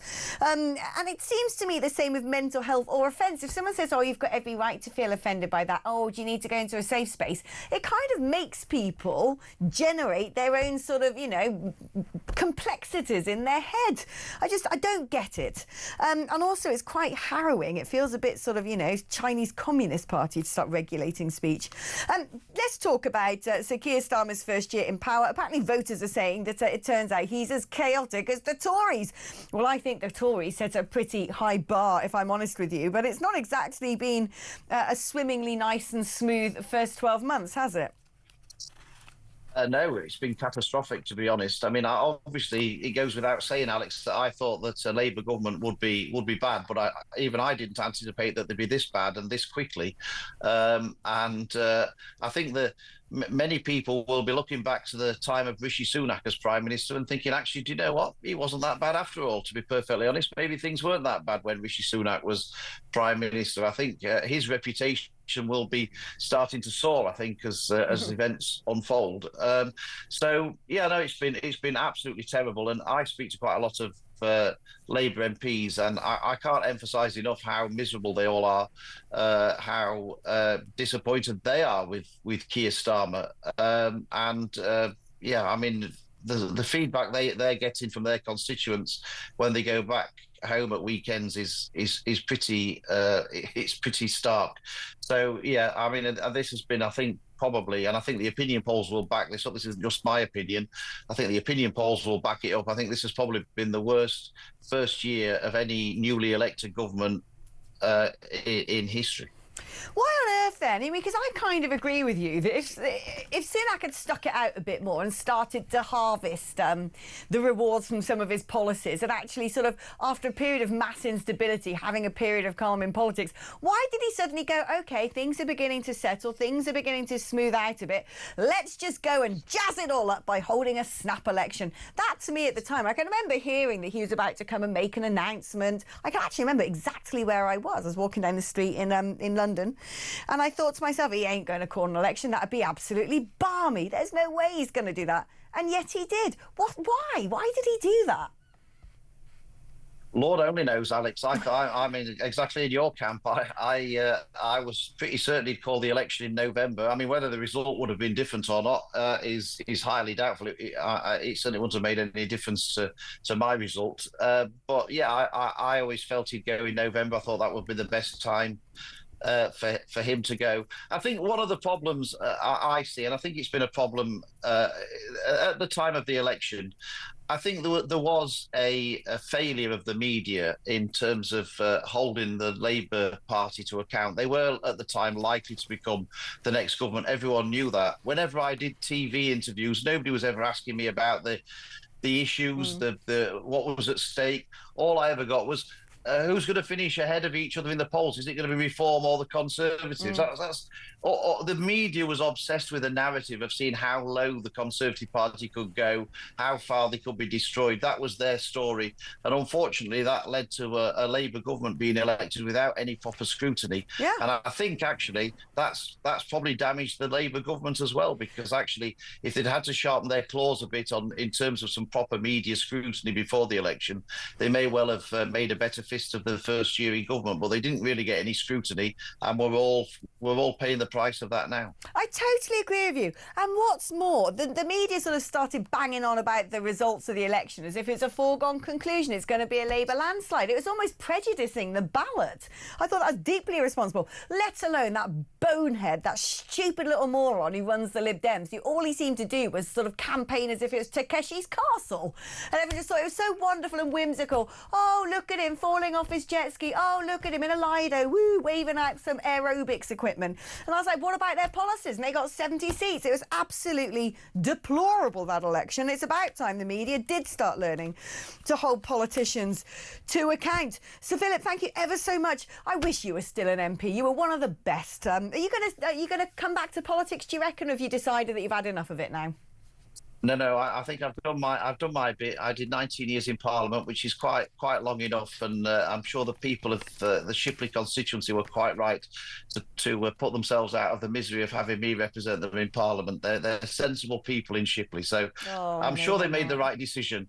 I'm sure they made the right. But I've done my bit, and I'll now leave it to Esther to she can carry the torch in our household for being in Parliament. She's doing a good enough job without me needing to be there too. Oh, she's a firecracker, and also the best hair in politics, can I just say? That woman always looks so immaculately groomed. Send her my love. Thank you so much, Sir Philip Davis, former Conservative MP for Shipley. Now, don't go anywhere, because coming up after the break, I need a bit of this to sort of, get me back and lively. We're going to be having some fun, because we're inviting a comedian in the form of Paul Cox to discuss with us some of the most ridiculous woke stories of the week. It's going to be a barrel of laughs. That's after this.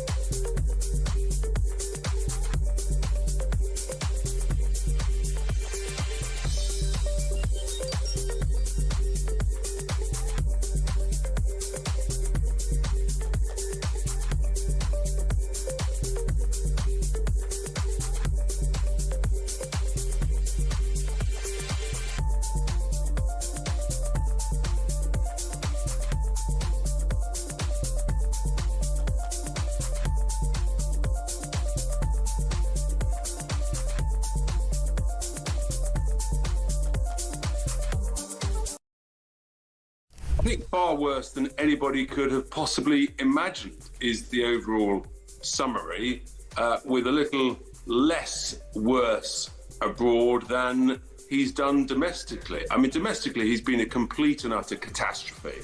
Along with his Chancellor, they've sort of damaged the confidence of the United Kingdom in our immigration system, with the boats, 20,000 coming in the first 6 months of this year.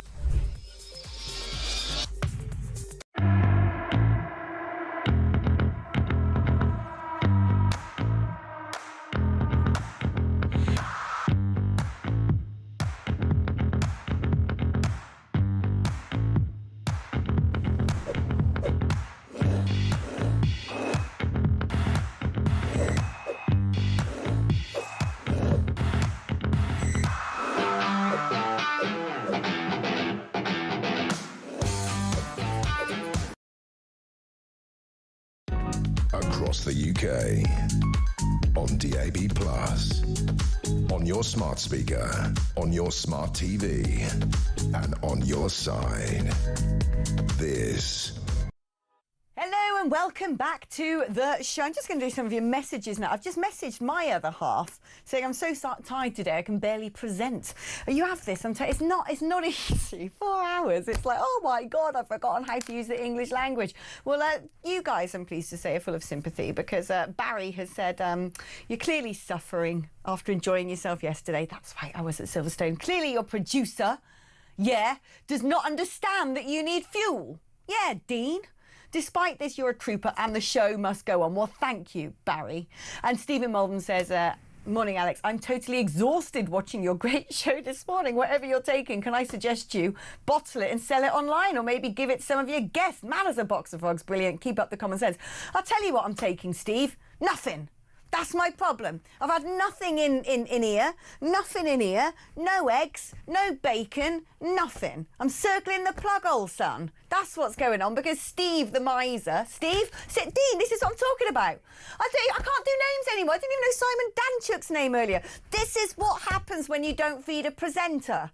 You know, it's like the robot starts malfunctioning. The wires are all sparking. There's smoke coming out of my ears. I can't do the job without eggs. OK, let it be known for next time. Dean, Steve, whatever you're called. I don't care. I don't even like you anymore.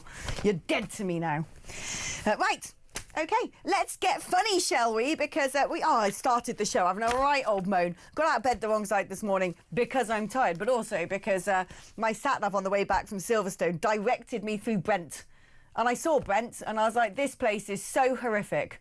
And I kind of saw a dystopian future in Brent. I was like, this place, I've never seen anything so grim in my life. And I thought this is what the whole of London is going to be like in about 10 years' time. So that really put me in a bad mood. If you missed the first part of the show, you can go back on YouTube and watch it from the top because Rafe Hadel Manku was here. And we did have some fun because then I was still sort of like, you know, managing to get some nutrients out of last night's dinner to keep the system flowing. Not anymore. No, the dashboard is flashing.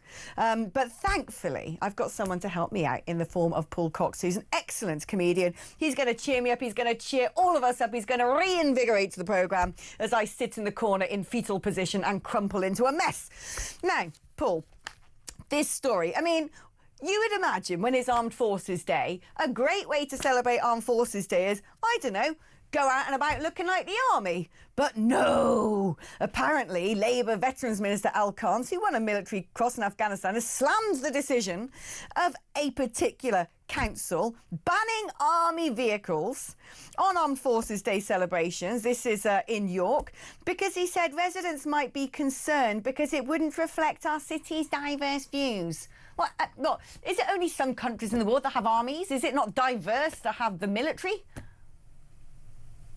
You know, it's bad when Labour are criticising that's helped generate these people. But yeah, it's absolutely ridiculous. By the way, good morning, Alex. Good morning. I love the way you made up the listener, Barry, just so you could have a go at Dean. I appreciate that sort of level of effort to try and have a go at the producer. I know they're terrible people, Alex, so well done there. But look, with regards to the Jackal armed vehicle that they're banning from the York Armed Services Day, because it might offend people. I mean, how outrageous, how do you demonstrate how successful your armed services are without showing them what made it successful in the first place? These people are pathetic. I mean, I really don't care how offended these people are.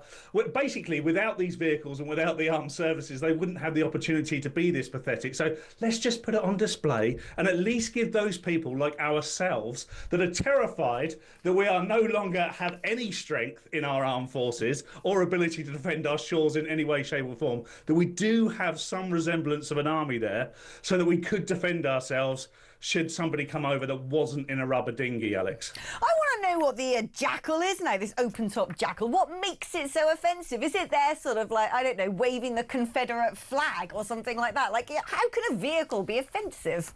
It's got a gun on top. Oh, well, that'll do it. I'm pretty glad it has. Imagine if it was just a Fiat Punto or something that rolled up. We'd be absolutely terrified, wouldn't we? So the fact that we've got an armored vehicle with a gun on top is just some hope that perhaps this great country could defend itself at some point, should it need to. Yeah, well, I think we are probably going to need to at some point because there's plenty of people living in this country, especially in Brent, who don't seem to like us. That was my impression when I drove through there. Apparently, there's another trigger warning coming from the BBC. This time, it's on the royal family. And yet the BBC, these are the same people like, oh, yeah, look at Bob Villan. He wants to kill everybody in the IDF. That's a significant cultural moment. Let's keep rolling. Let's keep rolling. I mean, these are the people, same people who want to sort of, platform, kneecap, even though they did it on a delay and all the rest of it. Oh, that's great. That's really sort of spiky and edgy. But the royal family, be careful if you watch that. You might be offended. Yeah, it's mad, isn't it? Absolutely mad. Everything that comes out of the BBC is like some sort of dystopian mad view of the world. I don't know what they're doing. They've obviously eaten less than you've been able to eat today, Alex, because none of it makes any sense to me. One thing I would say is I fear for future generations because they're... not because they're going to become weak and humorless, but because of the censorship, they're going to believe that we were all weak and humorless in the past as well, which is not true. It's not that hard times have never been around. There's always hard times of one form or another. But we had good humour in this country, which has kept us going. We've always had our humour. If you cannot censor the sort of literary past, the comedy past, and expect it to stand up in the future. What do they expect these people to be offended by? Well, this is what I don't understand. The royal family was depicting a Manchester working class family watching the telly and the type of conversations real people would have had. Are we trying to tell the future generations that these people were bad in some way? These are the people that represent our whole country. By the way, these are the people that are now starting to wake up to politics as well. I was having this discussion at a party last night where lots of people are sort of talking to me about politics. They know that I'm a comedian. They know that I commentate on the political landscape, and they all want to come and talk to me about politics now, which is something they wouldn't have done 2, 3, 5 years ago, because they're now starting to wake up to it. A lot of them are joining the Reform Party, because in my area down in Hampshire, that's now got this big sort of tidal wave movement where people are just totally disillusioned with what's going on with the Blob and the Uni Party, because they look around them and they go, well, you're taking away our humour, our coasts are being invaded, we're not far from the coast here, and no one appears to be doing anything about it. The last thing we had was humour, and that's being taken away now. It's absolutely ridiculous, Alex. Yeah, well, and they're not just taking away the humour, they're going to take away our banknotes soon, because apparently they're not woke enough. The Bank of England's decided that they're all probably racist because it doesn't celebrate diversity, and so they're going to put out to consultation, who do we want on our banknotes? Well, I've got some suggestions. Winston Churchill. Oh, yeah, not allowed him. What about that brilliant female author, Jane Austen? Oh, no, not allowed her. What about that epic, amazing artist in the form of J.M.W. Turner, who painted things such as a fighting Temuret? No, can't have him. Alan Turing, a gay guy who managed to crack the Enigma code. Oh no, we better not have him. What are we supposed to have? The £11 Diane Abbott banknote? Yeah, it would. The £11. I would like an £11 Diane Abbott banknote, to be fair, Alex. But yeah, what have they all got in common, by the way? They're all white British people. And do you know what? Dear listener and viewer, there is nothing wrong with white British people, particularly great people of the past. You can take Winston Churchill off the banknote. We still won World War II. You can try and eradicate history. We still won World War II, and it was still won with these people in charge. Look, I mean, I think I'm going to say the word mental or mad or ridiculous every time I talk about woke stories like this, because there are no other words and adjectives to describe what's going on here. Why touch it? This is the Bank of England. Who is advising these people? I really don't understand. You imagine the Bank of England, this grey place where boring people sit and they do the good work of the bank. Why are they concerned with diversity all of a sudden? Of course we want our great people on the banknotes. Who are we going to put on there? I don't understand. We're going to put Mr. Tumble on there? Yeah. Is it going to be a black trans person? What do we need to satisfy these people and their insatiable needs? But also, it's crazy. When other people come to this country, there's something really cool about foreign currency. Let's be fair, it's part of the reason why the euro is rubbish, because it's just got weird sort of bridges on it and geometric shapes. And the joy of going to another country is looking at their banknotes. I remember the first time I went to Antigua, they still had the Queen on the Antiguan dollar, and in it she looked like some sort of Hollywood actress. It was like the young Queen, like sexy lipstick. She was like super hot. I was like, woohoo! I love the way Liz looks over here.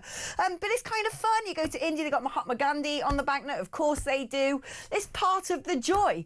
What on earth is people supposed to think when they come over here and the banknotes all have Lenny Henry on it? I mean, when they're going to go, who's that? Exactly, they're going to go, who's that? And then they're going to look him up and go, who's that? Because where is the? I mean, I'm not Sir Lenny Henry. Well done on Comic Relief, mate. You know, congratulations, what a legacy. But outside of that, did he win a world war? Did he really help progress his country in any way? Is he one of our greats? Of course he's not. Queen Elizabeth II. Winston Churchill. All these people are the people that should be celebrated. That's why they got statues in Parliament Square. And that's why, unfortunately, these statues have to be protected on an almost weekly basis now, because people want to attack it. We have to look at the story behind the story. Why would you want to take these people off the banknotes? Exactly. It makes no sense whatsoever, unless in some way you were trying to dismantle the past so you could set up a narrative for the future. I know this sounds very conspiratorial, but conspiracy's fact of life now. This is where we find ourselves. Yeah, you're like, what other reason is there? I mean, maybe what they're going to do is be like, oh yeah, the reason Elizabeth I wore all that sort of like bright white face paint that gave her lead poisoning is because actually, here's the sort of moment in history. She was black. Yeah, well, yeah, imagine. Just that would be an incredible story. Now, that's something I'd pay to see, to find out that Queen Elizabeth II was actually black. What would Meghan Markle do then? If she was blacker than Meghan Markle, they would just destroy Meghan Markle's career. That would be a wonderful thing to see. Look, I really don't know, Alex, what they're trying to do here. It seems like every time I think that woke is coming towards an end, there seems to be another story that makes me think, no, it's just starting. It's going nowhere near its end game whatsoever. We just need to leave certain things alone. If we can just leave our institutions alone, they are what they are. You can't, like I said right at the top of this, you can't eradicate history. As much as you try, it still exists. Take them off the banknote. Take them off whatever you like. The history still exists. And people are going to start asking questions. Why are we not celebrating these people? I mean, talking about eradicating history, maybe that is something that Jaguar would care to do, because apparently they just aren't selling cars anymore. Because people remember that dreadful blimmin' advert where who's who of mental illness sat on top of what looked like a brightly coloured rock, I don't know, twizzling their heads around like they were sort of possessed and needed an exorcism. Didn't even feature a car in it. Wasn't even a car in the advert. And apparently, as a result, Jaguar hadn't sold anything, although they said it wasn't anything to do with being woke. It was actually to do with, I don't know, some other great reason they've come up with that no one wants to buy their vehicles anymore. No, I'll tell you what, your cars have become ugly. Gone are the days of the, Jaguar XJS and the what do you make? Dean, what's that car? What's my favourite car? The E-Type, thank you. Oh, lovely, I'm struggling today, honestly. The brain is gone. Dean, get Alex Food now. Get Alex Food immediately. Get Alex Food, stat. Yeah, I mean, this is the thing. They're blaming, everything else for plummeting sales. No, your car's got ugly and your advert's got rubbish. Yes, exactly. I mean, their excuse is that you can't compare 2025 sales with 2024 because they're coming towards the end of the line. They're not manufacturing any more cars, etc., etc. No, it's nothing really to do with that. They completely destroyed their brand last year with this ridiculous advert, essentially trying to change the whole personality of their brand. Which is an outrageous move when you consider their brand was targeting people like me, people between 40 and 60 who like speed and comfort. Look at this car we're seeing on the screen now. What is that thing? I don't know. It looks like it was designed by my daughter on Minecraft. It makes no sense to me whatsoever. I'll tell you what it looks like. It looks like a transformer. Maybe like if you press a special button, it stands up and becomes Optimus Prime.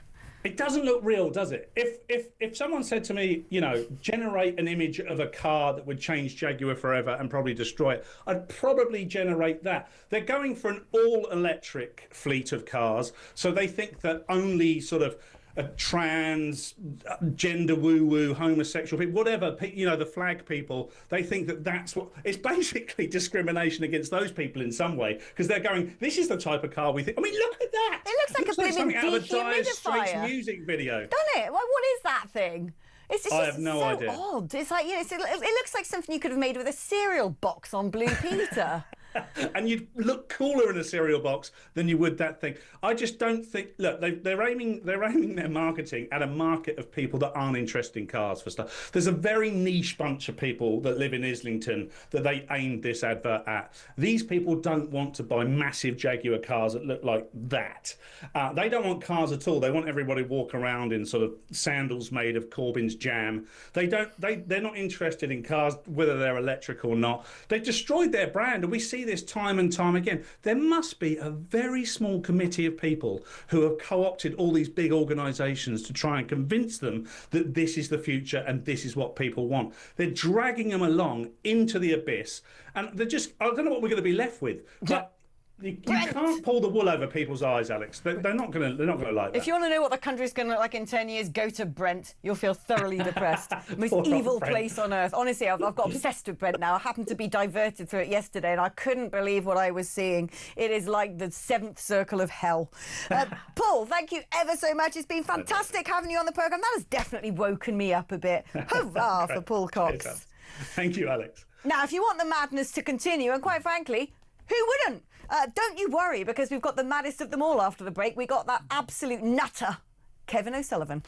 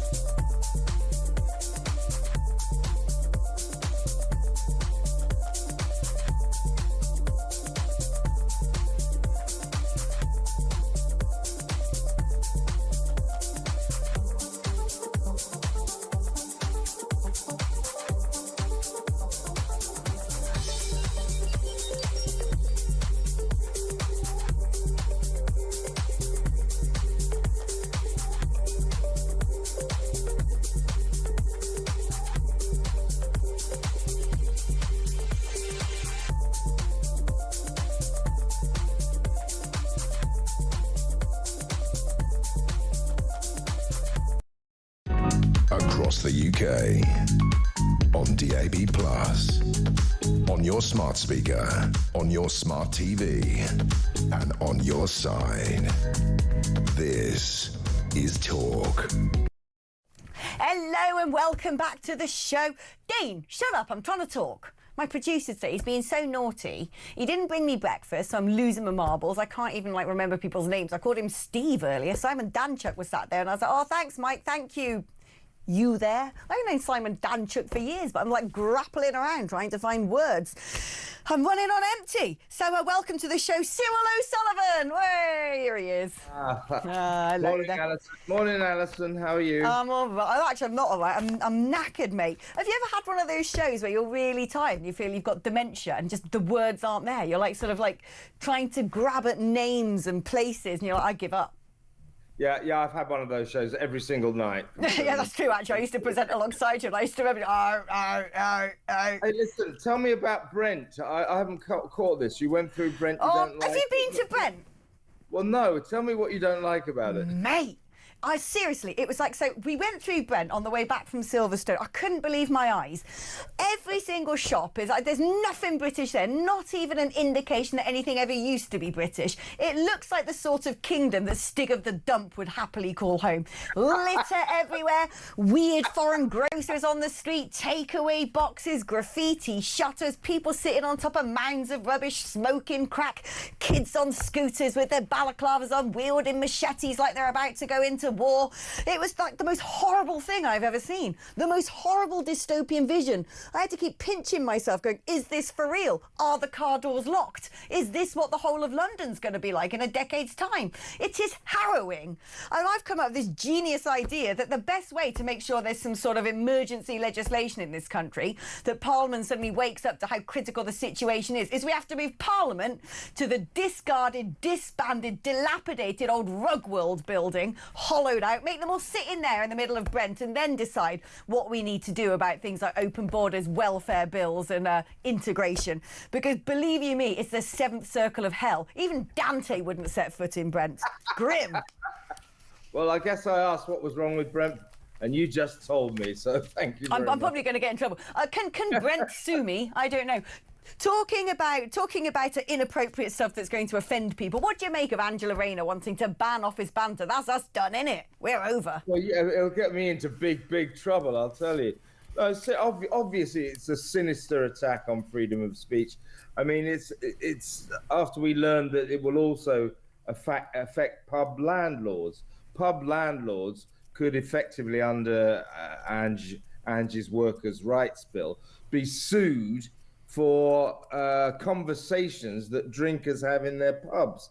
So if a couple of drinkers are chatting at the bar and one of the bar staff takes offence to what they're talking about, they can sue the landlord, for being harmed in this way. So it's a sort of extension of that. Now we're learning that it will operate in the office as well. I mean, it's hideous, but this is what socialist governments do.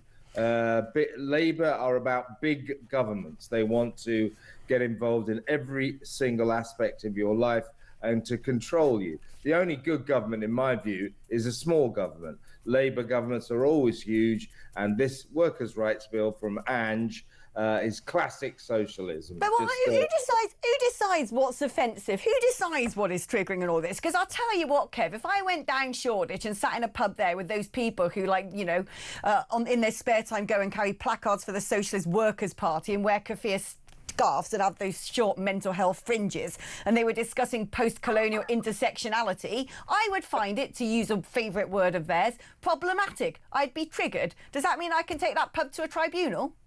Well, this is it. You say who decides what's offensive. I'll tell you who decides. The complainant. That anybody who decides they have been offended suddenly becomes all-powerful. So in an office, if I decide that Alex Phillips just said something that I personally find offensive and no one else did, I then can sue the company and I'm in charge. It's as simple as that. So it's what anyone decides is offensive, that becomes legally offensive. So it's this all-powering, empowering of the victim, if you see what I mean. I decide I'm a victim, then the company's in trouble. Well, do you know what? I've decided I'm offended by a particular advert that the Telegraph have dug up in an expose on a Muslim matchmaking site. Do you want to have a little gander, Kevs? Yes, I've seen it, but let's have a look. Here we are. A Muslim matchmaking site offering men the chance to find untouched virgin brides and take multiple wives is operating in Britain. You don't beat a wife just out of the blue. You have these instructions in the Quran. Nicogram presents itself as an Islamic solution for men seeking a shy, untouched spouse or wanting polygamous unions. Because polygyny is a part of marriage, okay? In fact, many argue, and it's a strong opinion, that it's the default for a man to have more than one wife, and I'm of that opinion. Do you want yourself a nice, humble, hijab-wearing, perhaps even in a burqa, silent virgin to help Henrietta around the house, Kev? Very much so. No, this is very sinister, very sinister. And I think maybe, you know, I don't like sort of cracking the law and order whip, but I think this might be illegal. I mean, it is a call to violent misogyny. It's talking about advertising women as if they're products. Virgin Muslim brides, and it's saying, oh, if you are over 35, you can't expect to be, you know, as valuable as a younger bride. So perhaps you could be a third bride, and so on and so forth. So it is a real kind of diminution of women. And then, this is the illegal bit, it then gives advice on how to beat your wife up. You know, don't use a baseball bat.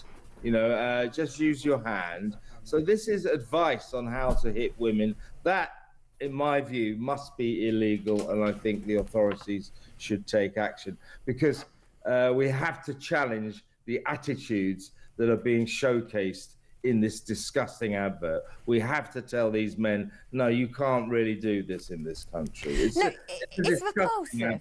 It's repulsive. I mean, this thing, as well as sort of apparently giving some sort of step-by-step guide on how and when to physically assault your wife, it's also supposed to sort of advertise various virgins that a husband can choose to, you know, add to his household. Oh, it also instructs that if you have a non-virgin, they cause cancer, and that women are intellectually defective. How very nice. But what I want to know is if a man's there, if a Muslim's gone onto that website and is like, right, my wife at home, she's getting a bit old now, fancy a new one. How do they swipe left and right on Miriam or Zainab or Rashida when they're all dressed like ghosts? How do they know what they're picking?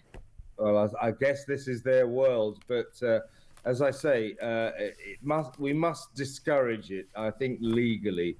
I mean, there's a doctor, as you say. At one point, a doctor crops up in this advert, an alleged doctor, who says that it's a sort of medical fact that, of course, women are intellectually inferior to men. You know, this is what is being espoused in this disgusting advert. And as I say, I think some of the content, a call to misogynist violence, that must be against the law. I can't put an advert in saying, here's how you hit your wife.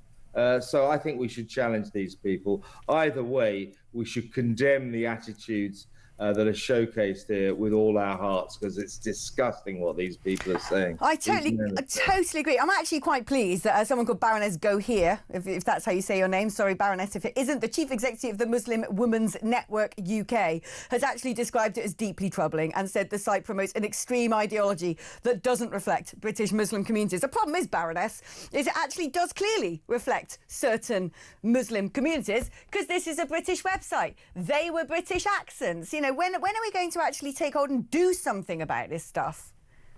Yeah, I mean, there's a problem, isn't there?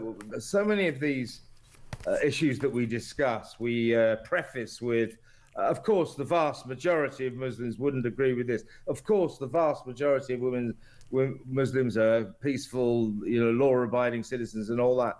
So because we always have to preface all our conversations with that caveat, it proves that there is this constant small clique that are a serious problem. These people are Muslim extremists who want to practice the worst extremes of their religion in the middle of our country. And if their religion involves, as this advert suggests, beating women up, selecting them like they're pieces of meat, then we have to tell these guys, look, if you want to do this in your own country and your own country approves of it, fine, go ahead. But you're not allowed to do this in Britain. Take that part of your culture and stick it where the sun doesn't shine. That's what we have to say to them. Kev, thank you ever so much. I totally agree with everything you say. Or should I call you Quentin, as I can't seem to get any names right this morning? Oh, you've cheered me up no end. It's always lovely having you on the show. Go and enjoy the rest of your Sunday, my darling. Right, we're going to be taking a short break now, but when we come back, it is the final furlong. That is correct. And we're going to celebrate the end of the show by talking about sport, because I'm ready to talk about the F1. Oh, yes, I am. I think it's going to be a great grit. Do you know what? I give up. Just play the adverts.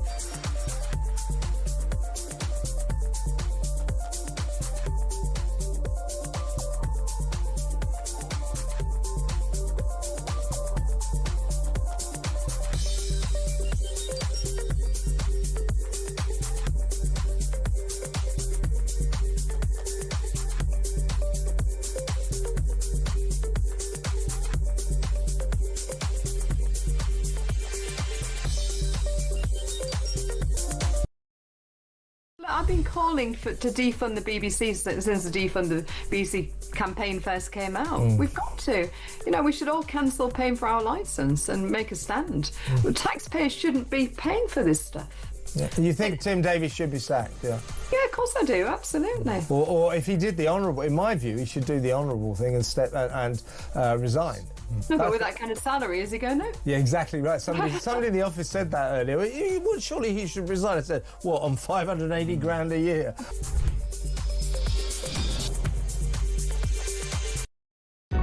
Across the UK, on DAB+, on your smart speaker, on your smart TV, and on your side. This is Talk. Hello, welcome back. Now, before any of you are reporting me to like social services because I need a carer to come on because clearly I've got early onset dementia and can't seem to use the English language anymore, there is a bit of a reason. It isn't just the 4 a.m. alarm and the fact that we're now in hour 4 of me broadcasting. It is because I had too much fun yesterday. That's right. I was at Silverstone. Lucky me. I got to go and have hospitality. I got to go into the McLaren garage. It was like 14-year-old Alex's dream come true. And we're going to talk about that now because I'm joined by Anil Kandola, who is a TalkSport reporter.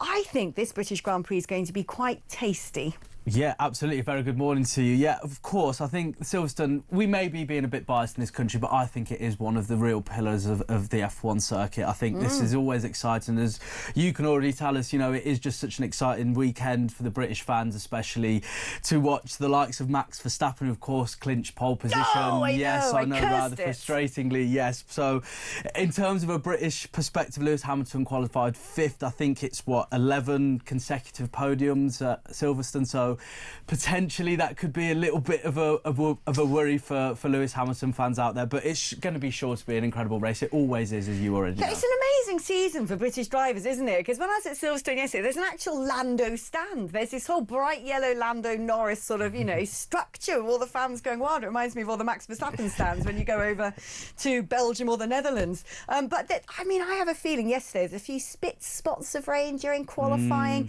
and if that happens, because you're right, Silverstone, one of the fastest circuits, lots of corners, lots of opportunities to go park yourself in the gravel.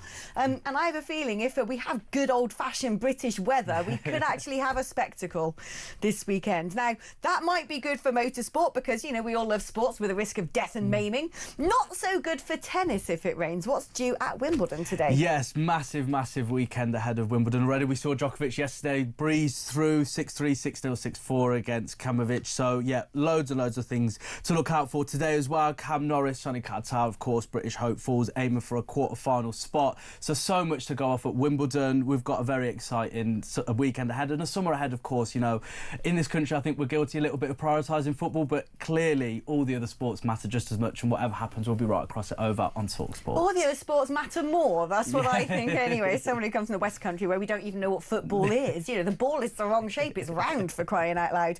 I mean, in tennis, what's going on with our British hopes? Because Raducanu's there moaning about the, you know, lack of linesmen and women, and instead of computer doing it, she don't like that. Jack Draper's gone out as well, hasn't he? Yeah, it's been a disappointing one. I think after day one, round one, it was, I think it was a record for the amount of British hopefuls anyway to get through to the second round. So a lot of optimism, especially from day one, but as you've already said, quite a lot of them dropped off. Emma Raducanu, despite starting off very well, she is out as well. It does seem a little bit frustrating, especially from a British perspective when you've got Wimbledon. You don't have too many names to look forward to. But look, we've still got a couple in the hat, so hopefully anyway we can get as far as we can for some British hopefuls. Who have we still got?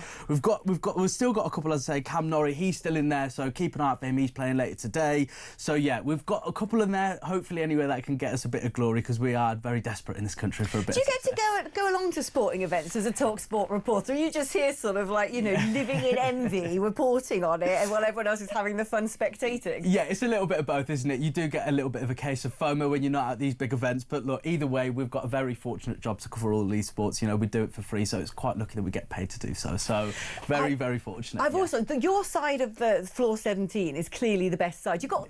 I just want to tell the audience this. Right? Don't reveal any of our secrets, please, please. You come in, right, to floor 17 is where all the radio studios are, and the first thing you come across is talkSport, where they have one of those big, like, boxing things, you know, you punch the ball and, you know, you win points. Then they've got like a dugout, like with all these chairs that football managers sit on. They've always got loads of sweets, like pick a mix all over the place. Darts board as well, you forget we've got a darts board as well. Yeah, and you guys, you're just sitting there like smelling of links with your feet up on the desks watching telly.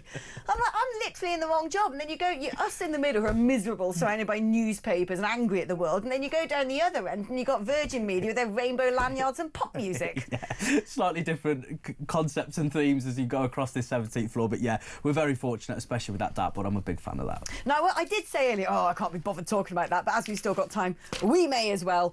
England women's football, my understanding is that, you know, the Lionesses have gone from hero to zero at the Open. Is it the Euros or something? Yes, it's the Euros. Really, really disappointing defeat to France. It's the first time the Euros champions have lost their opening game of the women's Euros. So yeah, not off to the best start. Manager Sarina Wagner is very under criticism, shall we say, in terms of her team selection. So hopefully anyway, with the Netherlands, who are a very good side, up next, if they don't win that game, it does look very worrying for the Lionesses. So already the heat is on the international team, but of course from the men's side we're always used to that, aren't we? Anil, thank you ever so much. It's been a delight to have you in the studio.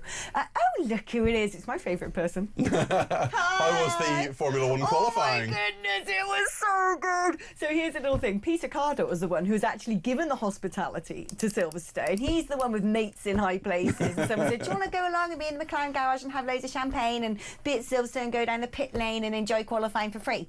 And he said, I don't like Formula 1. Would you like to, Alex? And I'm like, I love you. Well, listen, I just thought it was a really good opportunity that would be lost on me, but you would love it. So I did. And I'm glad you did. Every second. It was absolutely brilliant. Fantastic. In fact, I'm still like, it's the only thing keeping me positive about the world, because I went through Brent on the way home yesterday. Have you ever been there? No, don't think so. You don't. You would know if you had. It's really, it's quite a scary place. Oh, goodness, okay. Anyway, talk about scary. What's coming up in your show? Well, back in one piece. I think Angela Rayner's banter police may be stationing their first officer in our office. We're also talking about the British website advertising Muslim virgin brides with advice on how to beat your wife.